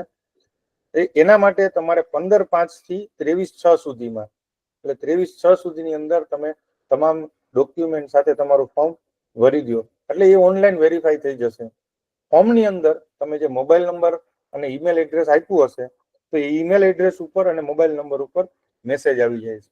ધારો કે કોઈ ફોર્મની અંદર કંઈક ક્ષતિ છે અથવા કંઈ ભૂલ રહી ગઈ કે ફોટો બરાબર અપલોડ નથી થયો, 10th ની માર્કશીટ હોય કે લિવિંગ સર્ટિફિકેટ અથવા તો જાતિના દાખલા છે, તો એ લોકો તમને કમિટી તરફથી ઈમેલ આવશે અને સાથે સાથે તમને મોબાઈલ ઉપર પણ મેસેજ આવશે કે ભાઈ તમારે પર્ટિક્યુલર ડોક્યુમેન્ટની અંદર ભૂલ છે તો તમે તમારું એકાઉન્ટ છે એ ખોલી અને ફરીથી અપલોડ કરો.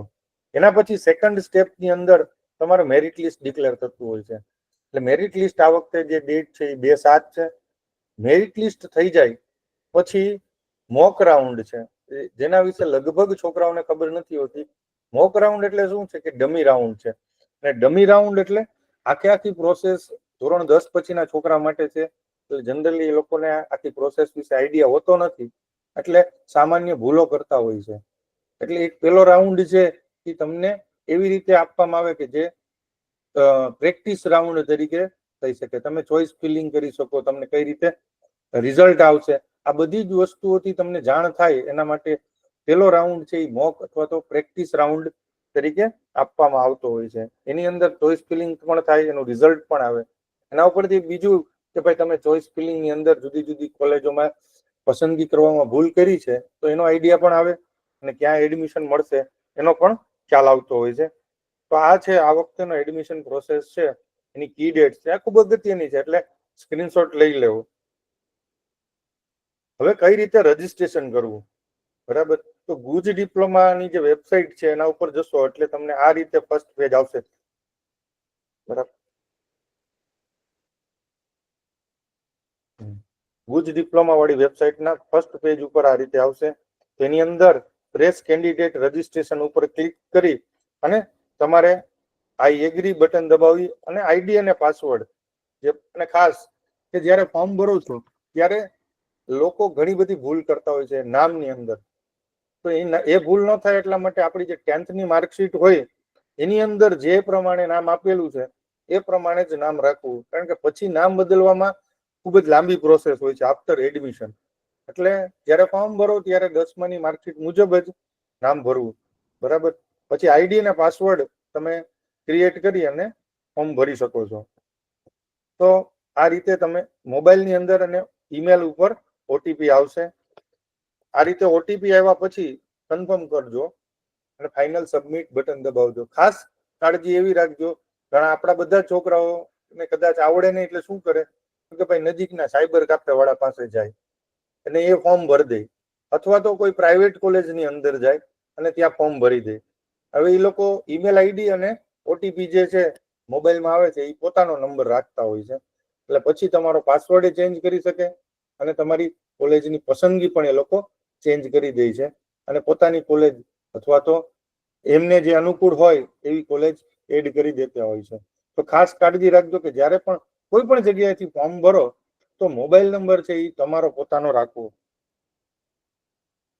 આ રીતે એમાં ઓટીપી આવશે અને તમારે સબમિટ બટન દબાવવાનું હોય છે. પછી તમારું રજીસ્ટ્રેશનનું પેજ આ રીતે ખુલશે. આ બધી જ માહિતી છે ને મેં આપણા વોટ્સએપ ગ્રુપની અંદર આખી પીડીએફ છે એની અંદર પણ જોડી છે. તો આપણે ઝડપથી વધારે ટાઈમ ન લેતા હું એક એક કરીને સ્લાઇડ તમને બતાવતો જાઉં છું. તો આ પહેલું પેજ છે કે જેની અંદર તમારે તમારી લોગિન કરી અને પ્રોફાઇલ જનરેટ કરવાની છે. પ્રોફાઇલ થઈ ગયા પછી આ રીતે પેજ આવશે, એની અંદર તમારે સાઇન ઇન થવાનું છે અને ACPDC Gujarat first year diploma after SSC ની અંદર જઈ અને તમારી ટોટલ પર્સનલ ડિટેલ ભરવાની છે. પર્સનલ ડિટેલ ભર્યા પછી એડ્રેસ અને કોન્ટેક્ટ ડિટેલ ભરવાની છે. એના પછી તમારે ધોરણ લિવિંગ સર્ટિફિકેટ અને ફોટોગ્રાફ અટેચ કરવાનો છે. પછી બાકીના આ રીતે તમે દસ્તાવેજ અથવા તો ડોક્યુમેન્ટ અપલોડ કરી શકશો. આ પૂરું થઈ જાય પછી હોમ બટન ઉપર જઈ અને apply for 10th after diploma after SSC એની ઉપર ક્લિક કરી અને બાકીની ડિટેલ, બરાબર, જેમ કે જો એપ્લિકેશન ફોર્મ અને ક્વોલિફિકેશન ડિટેલ છે એ તમારે ભરવાની હોય છે. એની અંદર પણ નામ જે છે એ તમારે એઝ પર 10th માર્કશીટ લખવાનું હોય છે. જો આ રીતે 10th ની, અને ખાસ કે અહીંયા ઇંગ્લિશની અંદર માહિતી આપેલી હોય છે. તો અહીંયા સાયન્સ અને ટેકનોલોજીની અંદર બધા છોકરાઓમાંથી ઘણા છોકરાઓ સોશિયલ સાયન્સના માર્ક લખી દેતા હોય છે. એ ખરેખર વિજ્ઞાનના છે, સાયન્સના માર્ક છે. તો આ રીતે કમ્પ્લીટ કર્યા પછી ફોટોગ્રાફ અને લિવિંગ સર્ટિફિકેટ તો આવી જશે, પણ 10th ની માર્કશીટ અને જન્મ તારીખનું પ્રમાણપત્ર તમારે અપલોડ કરવાનું હોય છે. આની સાથે જો જાતિના પ્રમાણપત્રો જે છે એ પણ તમારે એપ્લાય કરવાના હોય છે અને અપલોડ કરવાના હોય છે. એના પછી તમે એને પ્રિવ્યુ જોઈ શકશો, અને પ્રિવ્યુ જોઈને પછી જ સેવ કરવાનું, અને પછી ફાઇનલમાં આખું ફોર્મ છે એનું પ્રિવ્યુ કરી અને ફાઇનલ સબમિટ કરવાનું હોય છે. આ ક્લિયર થઈ જાય પછી તમારે 250 રૂપિયા ફી ભરવાની હોય છે. એ તમે ઓનલાઈન જ છે, કમ્પલસરી તમારે એડમિશનની અંદર આ ઓનલાઈન 250 ફી ભરશો તો જ તમારું ફોર્મ ભરાતું હોય છે.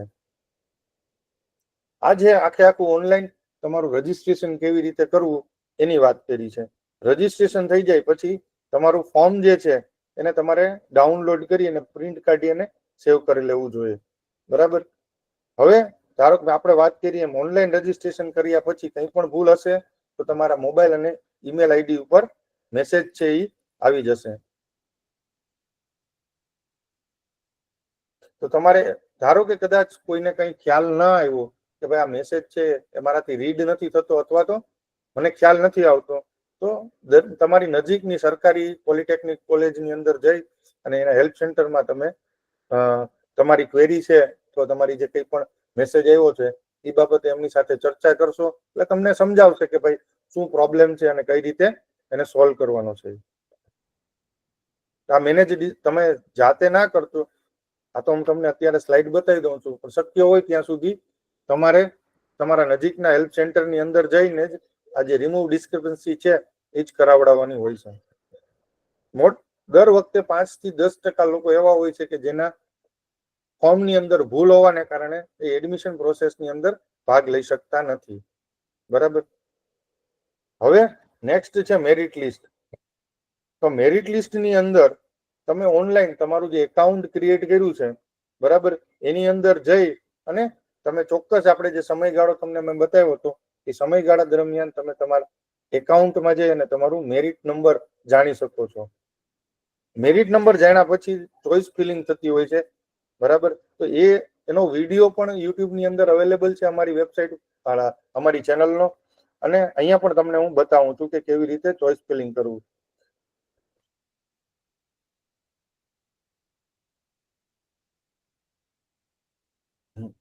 તો જો ચોઇસ ફિલિંગ ની અંદર તમને ઘણા બધા ઓપ્શન આપેલા છે. તો તમે ઓલ ઇન્સ્ટિટ્યૂટ છે, ઓલ ઇન્સ્ટિટ્યૂટના ટાઈપ્સ છે, ઇન્સ્ટિટ્યૂટ છે ને પ્રોગ્રામ, તો આની અંદર ફિલ્ટર કરી અને તમે તમારા વિસ્તારની, ધારો કે મારે સૌરાષ્ટ્રની જોઈએ છે તો તમે અહીંયાથી ગવર્મેન્ટ સિલેક્ટ કરું છું, પછી રીઝન સિલેક્ટ કરું છું અને પ્રોગ્રામ કે ભાઈ કોમ્પ્યુટરમાં જ જવું છે તો કોમ્પ્યુટર એન્જિનિયરિંગ એવું સિલેક્ટ કરીશ તો નીચે કોમ્પ્યુટર એન્જિનિયરિંગની સૌરાષ્ટ્રની તમામ સરકારી કોલેજ છે એના લિસ્ટ આવી જશે. એને તમારે એડ કરી અને તમારે આ રીતે બતાવશે. દેખાય છે ને સર? Yes sir. આ રીતે તમને તમારા પોર્ટલની અંદર દેખાશે. પછી તમે એને એડ બટન અથવા તો પ્લસ નું બટન દબાવશો એટલે તમારી ચોઈસ છે એ જમણી બાજુએ દેખાવા માંડશે. આ રીતે. હવે આની અંદર તમે અપ ડાઉન પણ કરી શકશો, રિમૂવ પણ કરી શકશો, પણ સરે પણ વાત કરી હતી એ રીતે કે ચોઇસ ફિલિંગ ની અંદર લોકોને ખબર નથી હોતી, બરાબર, કે કેવી રીતે ચોઇસ ફિલિંગ કરવી. એના કારણે ઘણી વખત ન જોઈતી સંસ્થામાં અથવા તો દૂરની સંસ્થામાં આપણે જે બ્રાન્ચમાં જવું નથી એવી બ્રાન્ચમાં એડમિશન થતું હોય છે. એટલે ખાસ યાદ રાખજો કે આ જે એડમિશન પ્રોસેસ છે આખી એ ટોટલી કોમ્પ્યુટર આધારિત છે. એટલે આ જે ચોઇસ નંબર છે 1 2 3 4 5 6, બરાબર, આવી તમે 125 નહીં પણ 250 અથવા જેટલી કરવી હોય એટલી અનલિમિટેડ કરી શકશો. પણ આપણે જે જગ્યાએ જવું છે, જે બ્રાન્ચમાં જવું છે એનું લિસ્ટ આપણે પહેલેથી બનાવીને રાખવું કે ભાઈ મને પહેલી પ્રાયોરિટીમાં પહેલી પસંદગી છે એ ગવર્મેન્ટ પોલિટેકનિક અમદાવાદ આઈટી છે, તો તમારે એ નંબરને ફર્સ્ટ રાખવાનો. એવી રીતે 1 થી 10 અથવા 1 થી 25 ચોઈસ પસંદ કરી રાખવી. કારણ કે દર વખતે એન્જિનિયરિંગની અંદર વેરિએશન આવતું હોય છે. ક્યારેક લોકો છે એ આઈટી અથવા કોમ્પ્યુટરની અંદર જતા હોય છે, ત્યારે અમુક વર્ષો બાદ મિકેનિક. તો એને કારણે મેરિટ ઉપરથી તમે 100% નક્કી નથી કરી શકતા કે હવે આ વખતે સૌથી ઊંચું મેરિટ છે એ કઈ બ્રાન્ચનું જશે. પણ તમારે જેમાં જવું છે એને હંમેશા પહેલી પ્રાયોરિટી રાખવાની, કારણ કે કોમ્પ્યુટર છે એ ચોઈસને અનુસરશે. તમે સપોઝ કે ગવર્મેન્ટ પોલિટેકનિક વલસાડ સિવિલ એન્જિનિયરિંગને પહેલી ચોઈસ આપશો તો તમને પહેલી ચોઈસમાં બીજે બધે મળતું હોવા છતાં પણ તમને વલસાડની સિવિલ એન્જિનિયરિંગની અંદર એડમિશન આપી દેશે. અને પછી એ રાઉન્ડ દરમિયાન તમે કોઈ પણ જાતનો ચેન્જ કરી શકશો.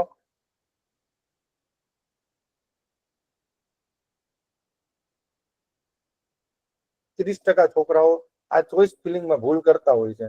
અને પછી અમારી આગળ આવે છે કે સર હવે ત્યાં જવું નથી તો શું કરશું? કારણ કે ફર્સ્ટ રાઉન્ડ જ્યારે પૂરો થાય ને ત્યારે લગભગ 80% સીટો અથવા તો 70% સીટો ભરાઈ જતી હોય છે. એની અંદર કોઈ ચેન્જ નથી આવતો. એટલે પછી આપણી પસંદગીની બ્રાન્ચ અને કોલેજની અંદર એડમિશન મેળવવું અઘરું થઈ જતું હોય છે. બરાબર. હવે તમે ચોઈસ ફિલઅપ કર્યા પછી ખાસ કાળજી રાખજો કે તમારે તમારી ચોઈસને લોક કરવાની હોય છે. બરાબર. હવે તો આ વર્ષેથી નવો ઓપ્શન આપ્યો છે, કદાચ તમે ચોઈસ કરવાનું લોક કરવાનું ભૂલી જાઓ તો તમારે ઓટોમેટિકલી સોફ્ટવેર છે એ તમારી ચોઈસને લોક કરી દેતું હોય છે. બરાબર. અને ચોથું છે રિઝલ્ટ, એટલે કે તમારી મેરિટ, ચોઈસ અને બેઠકોના રિઝર્વેશનને આધારે તમને પ્રવેશ એલોટમેન્ટ મળતું હોય છે. મેરિટ અને ચોઈસને આધારે કોમ્પ્યુટર દ્વારા પ્રવેશની ફાળવણી કરાશે. હવે જ્યારે તમને પ્રવેશ થઈ ગયો છે, પ્રવેશ મળી ગયો છે, પછી શું થશે? તો કે ભાઈ પ્રવેશ મળી ગયો છે, આપણને ખબર કેવી રીતે પડશે? તો એના માટે તમારે તમારા એકાઉન્ટની અંદર જઈ બરાબર અને એલોટ થયેલું એડમિશન છે એને કન્ફર્મ કરાવવાનું રહેશે. તો એ કઈ રીતે? તો કે તમે એકાઉન્ટની અંદર તમારે રિઝલ્ટ સેક્શનની અંદર બરાબર રિઝલ્ટ સેક્શનની અંદર જઈ અને તમારે એક્સેપ્ટ બટન દબાવી અને 500 રૂપિયા ફી, ટોકન ફી જે છે બોಯ್સ માટે એ ઓનલાઈન પે કરશો એટલે તમને એડમિશન લેટર છે એ સીધો ડાઉનલોડ થઈ જશે. અને એ એડમિશન લેટરની પ્રિન્ટ કાઢી અને ફોર્મ ભરતી વખતે જે ડોક્યુમેન્ટ તમે જોડ્યા છે એ બધા જ ડોક્યુમેન્ટ અને એડમિશન લેટર આ સાથે લઈ અને તમારી કોલેજની અંદર રૂબરૂ રિપોર્ટિંગ કરાવવા જવાનું હોય છે.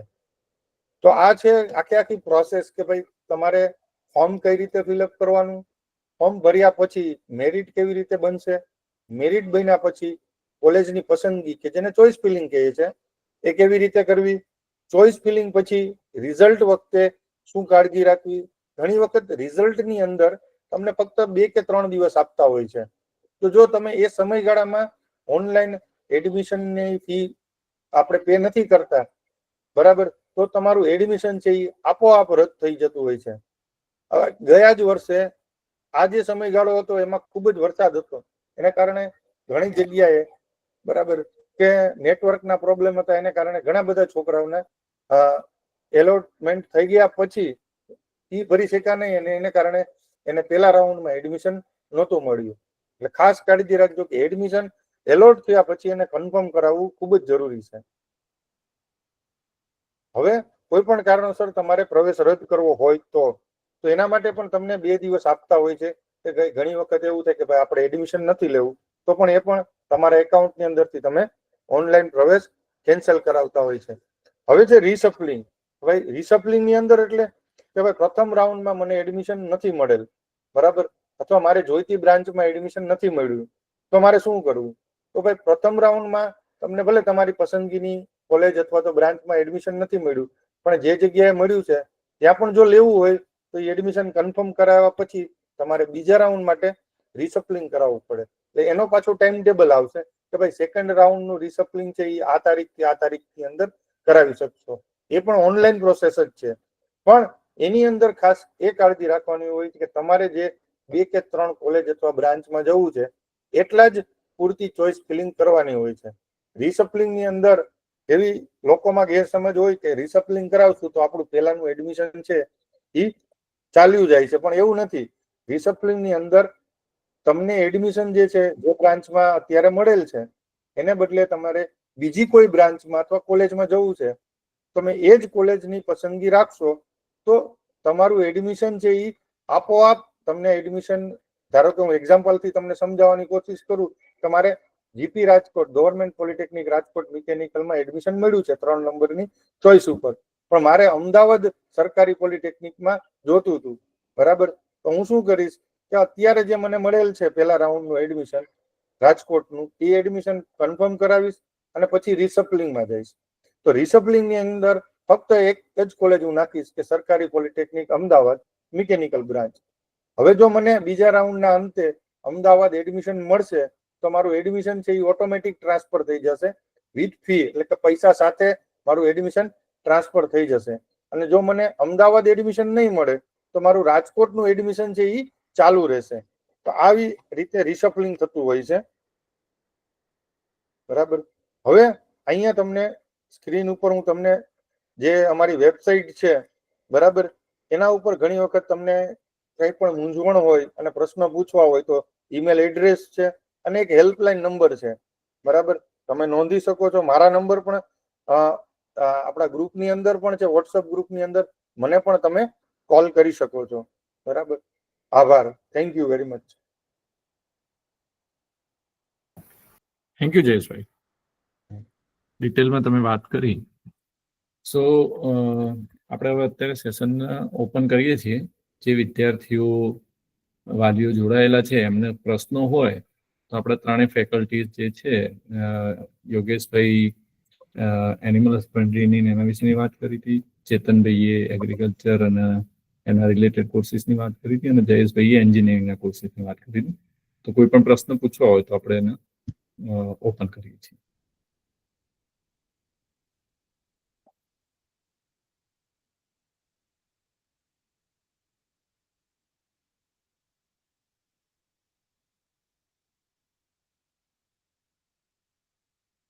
તમે માઇક કેમેરા ઓન કરીને પ્રશ્ન પૂછી શકો છો.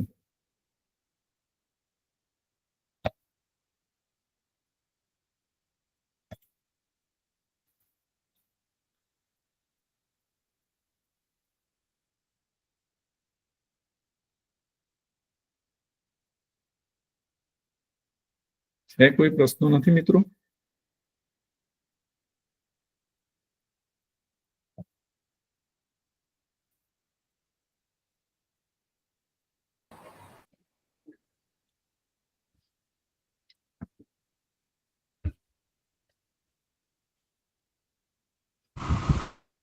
વિદ્યાર્થીઓ, મારે એક સૂચન હતું કે આ જે પણ આપણી એડમિશનની પ્રોસિજર છે તો એમાં ખાસ તો હવે ઓનલાઈન થવાના કારણે મોબાઈલ અને ઈમેલ એડ્રેસ છે, જ્યાં સુધી આપણી એડમિશનની પ્રક્રિયા કોઈ પણ જગ્યાએ પૂરી ના થાય તો ત્યાં સુધી એ નંબરની ઈમેલ એડ્રેસ બને ત્યાં સુધી ચેન્જ નહીં કરવું.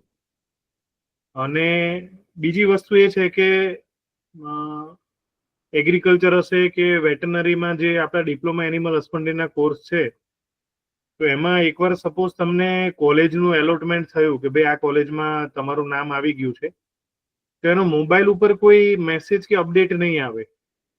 એટલે જ્યારે આપણે ફોર્મ ભરીએ છીએ ત્યારે એ સાઇટને રેગ્યુલરલી જે ડેટ પ્રમાણેની સૂચના આપેલી છે કે ભાઈ આ વખતે પહેલો રાઉન્ડ આવશે કે એના પહેલા જે છે એકવાર મોક રાઉન્ડ આવશે, તો એ પ્રમાણે આપણે ક્યાં છે એ આપણે જ જોવું પડશે એમ. ને એવું નહીં થાય કે કોલેજ એલોટમેન્ટ થશે તો આપણને મોબાઈલ પર મેસેજ આવશે, એવું નહીં થાય. અને એકવાર કોલેજ એલોટ થાય ત્યારબાદ ધારો કે એવું થાય કે આપણને 7મા નંબરની કોઈ કોલેજ હતી ને ત્યાં આપણને એડમિશન મળ્યું ને પછી આપણા માટે ઉપરની 6 કોલેજની ચોઇસ ફિલિંગ જે છે એ આપણે એમાં આગળ જઈ શકીએ છીએ. તો એના માટે એવું થાય કે એક ટોકન ફી પણ કદાચ ભરાવતા હોય છે, તો આપણે સમય મર્યાદાની અંદર, જેમ કે આજે કદાચ એડમિશનનું પહેલો રાઉન્ડ આવે અને 2 કે 3 દિવસ એ લોકો ફાળવતા હોય છે ફી ભરવા માટે. તો જો કદાચ આપણે એમાં ફી ના ભરીએ તો ઓટોમેટિક આપણું નામ જ આખી આ એડમિશનની પ્રક્રિયામાંથી નીકળી જતું હોય છે. એટલે ઘણીવાર આપણને એવું થાય કે મારે તો પહેલી કોલેજમાં જવું તો અથવા 4થા નંબરે મળે તો જવું છે ને અત્યારે 6થે કોલેજમાં મળ્યું આપણને 6ઠ્ઠી ચોઈસ ફિલિંગ, તો આપણે ફી નથી ભરવી એમ. તો એવું મહેરબાની કરીને નહીં કરતા, નહીંતર શું થશે કે કદાચ બીજા ત્રીજા રાઉન્ડમાં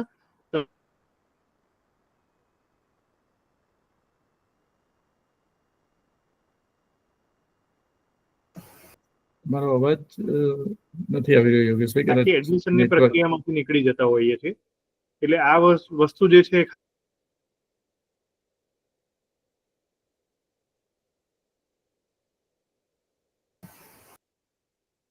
ફરી અવાજ જતો રહ્યો છે.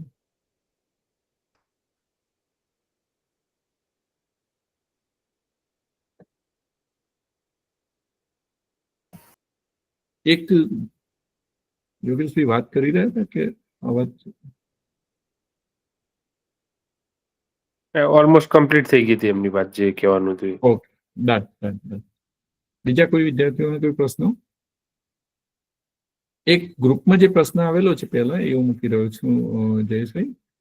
વિદ્યાર્થીના પ્રશ્ન હતો ડિપ્લોમા આઈટી લેવાય કે નહીં, એટલે બ્રાન્ચ સિલેક્શન ને લઈને પ્રશ્ન હતો. બ્રાન્ચ સિલેક્શન ને લઈને જો એમાં એવું છે કે ડિપ્લોમા આઈટી છે ને એ પ્યોરલી સોફ્ટવેર બેઝ છે. એટલે મારી તો અંગત એવી જ સલાહ છે એઝ અ ફેકલ્ટી તરીકે કે કોમ્પ્યુટર એન્જિનિયરિંગ ની અંદર એડમિશન મળતું હોય બરાબર, તો કોમ્પ્યુટર એન્જિનિયરિંગ ને આઈટી કરતા પહેલું પ્રાધાન્ય આપવામાં આવે. કારણ કે આ કોમ્પ્યુટર જે છે બ્રાન્ચ એની અંદર બંને વસ્તુ સોફ્ટવેર સાઈડ અને હાર્ડવેર સાઈડ આ બંને શીખવાડવામાં આવતું હોય છે બરાબર. પણ જો કોઈ પણ કારણોસર એટલે કે મેરિટ ઓછું હોય, કોમ્પ્યુટર અત્યારે સૌથી ટોપ ઉપર જાય છે, તો એને કારણે શું થાય કે ભાઈ આપણને આપણી આજુબાજુમાં કોમ્પ્યુટર બ્રાન્ચમાં મળતું નથી. તો કોમ્પ્યુટર અને આઈટી આમ તો બંને ઇક્વિવેલન્ટ જ છે, પણ પહેલી પ્રાયોરિટી કોમ્પ્યુટરને આપવી.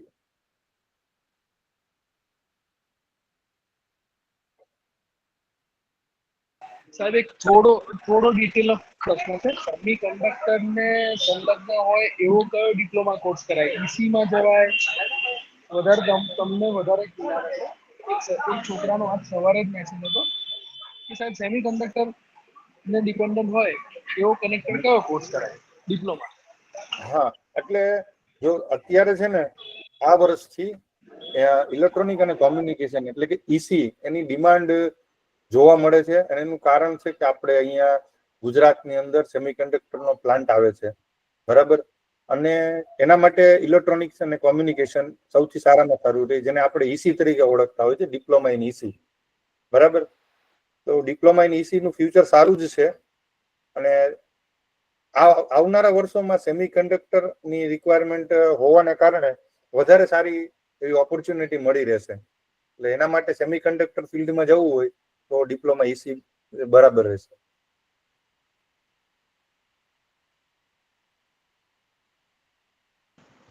Hello sir, Krishna here. Sir મારે પૂછવું હતું કે આઈસીટી ની ડિમાન્ડ કેવી છે જો ડિપ્લોમા કરવું હોય? What about ICT? હા, આઈસીટી છે ને ખરેખર તો જે વચ્ચેનો સમયગાળો હતો કે જેમાં ઇન્ફોર્મેશન અને કોમ્યુનિકેશન આ બંનેની રિક્વાયરમેન્ટ હતી, એવા ફિલ્ડ માટે ચાલુ કરેલી બ્રાન્ચ છે કે જેની અંદર સોફ્ટવેર સાઇડ પણ છે અને કોમ્યુનિકેશન સાઇડ પણ છે. પણ જ્યાં સુધી જો સોફ્ટવેર સાઇડ જવું હોય બરાબર, તો આઈટી અથવા કોમ્પ્યુટરમાં જવું બરાબર. પહેલી પ્રાયોરિટી આઈટી અને કોમ્પ્યુટરને આપવી. પછી જો ના મળે મેરિટને તો આઈસીટી માં જવું. અને ખાસ તમે જો ડિપ્લોમા આઈસીટી કરશો અને આફ્ટર ડિપ્લોમા ડીડી સેટ ની એક્ઝામ આવશે ડિપ્લોમાથી ડિગ્રી જવા માટે, તો એની અંદર તમે મહેનત કરશો તો તમને ડિપ્લોમામાંથી આઈસીટી હોવા છતાંય ડિગ્રી આઈટી ની અંદર એડમિશન મળી શકશે. કારણ કે હવે છેલ્લા 2 વર્ષથી એક રૂલ્સ આવ્યો છે કે તમે ડિપ્લોમા કોઈ પણ બ્રાન્ચમાં કર્યું હોય અને ડિપ્લોમાથી ડિગ્રીની જે પ્રવેશ પ્રક્રિયા છે અથવા તો પ્રવેશ પરીક્ષા એની અંદર સારા ગુણ લઈ આવો છો તો એને કારણે તમે ડિગ્રી કોઈ પણ બ્રાન્ચની અંદર લઈ શકશો એડમિશન. આ છેલ્લા 2 વર્ષથી રૂલ્સ આવ્યો છે. એટલે કદાચ ને મેરિટ ઓછું હોવાના કારણે આઈસીટી સિલેક્ટ કરવી પડે તો ચિંતા ના કરવી. ડિપ્લોમાની અંદર વધારે સારી મહેનત કરવાની અને પ્રવેશ પરીક્ષા જે આવે છે ડીડી સેટ તરીકે ઓળખાય છે, એની અંદર મહેનત કરશો તો તમે ડિગ્રીની અંદર કોમ્પ્યુટર અથવા આઈટી માં લઈ શકશો. Okay okay sir. ચેતનભાઈ, એક બીજો પ્રશ્ન હતો કે એગ્રીકલ્ચરમાં ડિપ્લોમા એગ્રીકલ્ચર પણ છે અને ડિગ્રી એગ્રીકલ્ચર એન્જિનિયરિંગ પણ છે, તો એ બંને વચ્ચે થોડો ફરક શું છે એ અને એના આધારે ડિપ્લોમાથી ડિગ્રીમાં એડમિશન મળતું હોય ત્યારે કોઈ એની અસર પડતી હોય છે અલગ રીતે, તો એ જરા સમજાવજો. ચોક્કસથી. હવે જે મેં વાત કરી હતી કે ડિપ્લોમા એગ્રીકલ્ચર છે એ અને ડિપ્લોમા એગ્રી એન્જિનિયરિંગ જે તમારો પ્રશ્ન છે, બંને આખા અલગ કોર્સ છે. ડિપ્લોમા એગ્રીકલ્ચરમાં ખેતીવાડી અને ખેતીવાડીના પાકો, એની પાછળનું વિજ્ઞાન, જમીન વિજ્ઞાન, આ ઉપરાંત પાક સંરક્ષણ રિલેટેડ, જનીન વિદ્યા related, breeding, plant breeding, genetics and plant breeding, એના વિશે બધી માહિતી સબ્જેક્ટ આવતા હોય છે. જેને આપણે બીએસસી એગ્રીકલ્ચરમાં એડમિશન લેવું હોય તો ડિપ્લોમા એગ્રીકલ્ચરમાંથી બીએસસી એગ્રીકલ્ચરમાં D2Dની એડમિશન પ્રોસિજર એક એક્ઝામ આવતી હોય છે, એના દ્વારા આપણે લઈ શકીએ છીએ. અને એગ્રી એન્જિનિયરિંગ એ આખો અલગ કોર્સ છે, જેમાં આપણે ડિગ્રીમાં બીટેક એગ્રી એન્જિનિયરિંગ આવે અને ડિપ્લોમા એગ્રી એન્જિનિયર આવે. એમાં પણ D2Dમાં એડમિશન લઈ શકતા હોઈએ છીએ. એ જ રીતે બાગાયતમાં પણ D2Dમાં એડમિશન લઈ શકતા હોય છે. અને ત્રણેયમાં કારકિર્દીની અલગ અલગ છે. આપણે એગ્રીકલ્ચરની વાત કરીએ તો એગ્રીકલ્ચર સેક્ટરની જેટલી પણ કંપનીઓ કરી તો એમાં, અને ગ્રામ સેવકમાં, વિસ્તરણ અધિકારીમાં એમાં ડિપ્લોમા એગ્રીકલ્ચર પછી નોકરી મળતી હોય છે. જ્યારે એગ્રી એન્જિનિયર ખરી એની પછી પ્રાઇવેટ જે માઇક્રો ઇરિગેશન, આ ઉપરાંત ઇરિગેશન રિલેટેડ જે કંપનીઓ કરી, આ ઉપરાંત સિંચાઈ વિભાગની જે જગ્યાઓ કરી, એમાં ડિપ્લોમા એગ્રી એન્જિનિયરિંગ પછી જગ્યાઓ મળતી હોય છે. બંને અલગ કોર્સ છે. ઓકે. જો બીજા કોઈ પ્રશ્નો ના હોય તો આપણે અહીંયા સેશનને પૂરું કરીએ.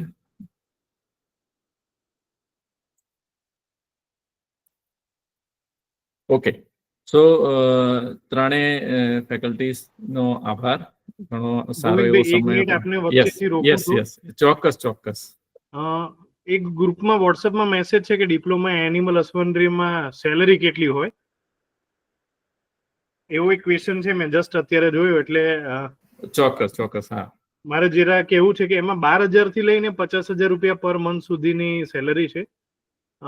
ગવર્મેન્ટ સેક્ટરમાં પણ એના જે બેઝિક સ્ટ્રક્ચર ને એ જે પ્રમાણે હોય છે, એટલે જેના પગાર ધોરણ હોય છે, તો 5200 થી લઈને 2020 સુધીનો જે જૂના પ્રમાણેનો સ્કેલ હતો ને, ગ્રેડ પે 1900 નો હોય છે. અને કોન્ટ્રાક્ટ ઉપર પણ આ રીતે લાઇવસ્ટોક ઇન્સ્પેક્ટર જે છે એમને લેતા હોય છે. અને એટલે આ રેન્જ જે છે એ લગભગ 20,000 થી લઈને 50,000 સુધીની પર મંથની સેલરી હોય છે એમાં. થેન્ક યુ યોગેશભાઈ. સાહેબ શ્રી કાંતિભાઈ બોલું છું અંજારથી. જી બોલો. મેં કીધું સાહેબ, આપણે 10મા ધોરણ પછી છોકરાઓને ઘણા બધા એવા વાલીઓ હોય છે, એટલે તાત્કાલિક અને રોજગારીની જરૂર હોય, તો એવા કયા ડિપ્લોમા કરાવી શકે કે એને તાત્કાલિક રોજગારી મળી જાય? કાંતિભાઈ, એટલે આમ તો ત્રણેય વિષયોની જે વાત થઈ ને, કે ખેતીવાડીના જે એટલા 5 કોર્સ કયા છે, અથવા એનિમલ હસબન્ડરીનો કયો છે, અથવા એન્જિનિયરિંગના કયા છે, એ બધા કોર્સિસ 3 વર્ષના છે અને બધામાં રોજગારીની તકો રહેલી છે. વસ્તુ એ છે, કદાચ હું સમજાવી રહ્યો છું, પછી એ લોકો એડ કરી શકે, કે પહેલી વસ્તુ આપણે એ જોઈએ કે બાળકના કયા વિષયમાં રસ છે અને કઈ કોલેજમાં, સારી કોલેજમાં એડમિશન મળી રહ્યું છે. તો જો ગ્રુપમાં એ પ્રકારના પ્રશ્નો પૂછશે તો વ્યક્તિગત પછી ત્રણેય પ્રોફેસર્સ ત્યાં આગળ જવાબ આપી શકશે. કે માનો કે એન્જિનિયરિંગમાં જેમ જયેશભાઈએ કહ્યું કે કોમ્પ્યુટર સાયન્સમાં મળતું હોય તો આઈટીમાં ના લેવાય, બરાબર છે. તો એ રીતે પહેલી પ્રાયોરિટીમાં કઈ જગ્યાએ ક્યાં મળી રહ્યું છે, જો એ સારી બ્રાન્ચ મળતી હોય તો પહેલી ચોઈસ કદાચ ત્યાં આપી અને પછી પેલામાં. બાકી ત્રણેયમાં મને લાગે છે કે રોજગારીના તકો રહેશે. રસ જોઈએ અને એડમિશન ક્યાં મળી રહ્યું છે એના આધારે નક્કી કરીએ. પણ છતાં હું ત્રણેય મિત્રોને કહીશ કે એની અંદર કઈ ઉમેરવું હોય તો તમે પણ થોડું ઉમેરો. એટલે ગોવિંદભાઈ, એકચ્યુઅલી કાંતિભાઈનો જે પ્રશ્ન છે, બરાબર, તો એના માટે હું એવું કહીશ કે જો વ્યવસ્થિત મહેનત કરવે અને ડિપ્લોમા એન્જિનિયરિંગની કોઈ પણ બ્રાન્ચ, મિકેનિકલ, ઇલેક્ટ્રિકલ, સિવિલ, બરાબર, એની અંદર સરકારી કોલેજ, જેમ કે અમારી સરકારી પોલિટેકનિક રાજકોટ હોય, અમદાવાદ છે, અમદાવાદની અંદર 2 કોલેજ છે. તો આની અંદર જો એવરેજ સ્ટુડન્ટ હોય છે ને, જે આપણે એમ નથી કહેતા કે એકદમ ટોપ લેવલનો છે, બરાબર, કે હાયર રેન્કિંગ વાળો છે, બરાબર, પણ એમનો જે પ્રશ્ન છે કે તાત્કાલિક રોજગારી, બરાબર, તો મારે અહીંયા રાજકોટની અંદર મિકેનિકલની અંદર જે વિદ્યાર્થીઓને ડિપ્લોમા પૂરું નથી થયું, કોઈ પણ કારણોસર એટી છે, એવા વિદ્યાર્થીઓને અમે આ વખતે 18 થી 20,000 પર મંથ સેલેરી વાળી કંપનીની અંદર પ્લેસમેન્ટ અપાયું છે. અને મુખ્ય આપણી જે અમદાવાદ, રાજકોટ અને સુરત આ 3 જે કોલેજ છે એ ફૂલ કેમ્પસ કોલેજ છે. ત્યાં લગભગ આખા જે એમના રિજનની બધી સરકારી પોલિટેકનિક છે તો એમના કેમ્પસ ઇન્ટરવ્યુ ગોઠવવામાં આવતા હોય છે. અને છેલ્લા 3 વર્ષથી સતત આજે કેમ્પસ ઇન્ટરવ્યુ દ્વારા પ્લેસમેન્ટ અપાવીએ છીએ નોકરી, તો એની અંદર પર્સન્ટેજમાં ખૂબ જ વધારો થયો છે. એટલે જો કોઈ પણ એવરેજ સ્ટુડન્ટ હોય અને મિકેનિકલ, ઇલેક્ટ્રિકલ, સિવિલ જેવી બ્રાન્ચની અંદર એડમિશન લે તો પણ એને મંથલી તાત્કાલિક જોબ છે એ અત્યારે ઇન્ડસ્ટ્રીની અંદર ઇઝીલી મળી જાય છે. Okay, thank you sir, thank you.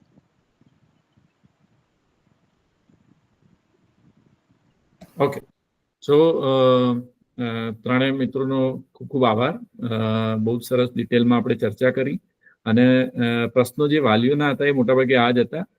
આપણે જાણીએ છીએ કે આપણા સમાજમાં ઘણા છેવાડાના ગામડાઓમાં પણ એવા વિદ્યાર્થીઓ છે જેમણે 10મું આ વર્ષે પૂરું કર્યું અને એમની એક હોય અપેક્ષા કે ભાઈ તાત્કાલિક નોકરી કે એની અંદર સેટ થઈ શકાય. 11-12 સાયન્સ લેવાનું તૈયારી શૈક્ષણિક રીતે હોય પણ કદાચ આજુબાજુના વિસ્તારમાં સુવિધા ના હોય અથવા આર્થિક રીતે પણ કેટલાક પ્રશ્નો હોય તો તે સમયે 10મા પછી ડિપ્લોમા કરવાનો એક સારા વિકલ્પ તરીકે લોકોના મનમાં પ્રશ્નો હતા.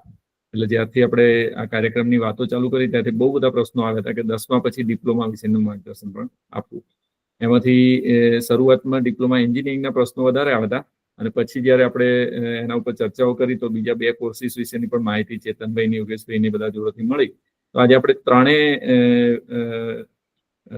પ્રકારની બ્રાન્ચીસ એટલે પશુપાલનના રિલેટેડ અને ખેતીવાડીના રિલેટેડ 5 કોર્સીસને એન્જિનિયરિંગના બધા કોર્સીસની સરસ રીતે એક ડિટેલ માહિતી મળી છે. ગ્રુપ્સમાં બહુ જ ઘણા બધા વિદ્યાર્થીઓ જોડાયેલા છે જેમના પ્રશ્નો પણ આવતા રહેતા હોય છે. ત્રણેય મિત્રોએ વોટ્સએપ ગ્રુપ્સમાં પણ આપણને જે પણ એનો રિલેટેડ લિટરેચર છે, એના ફોર્મ્સ છે કે માહિતી પુસ્તિકા છે તે બધું આપેલું છે.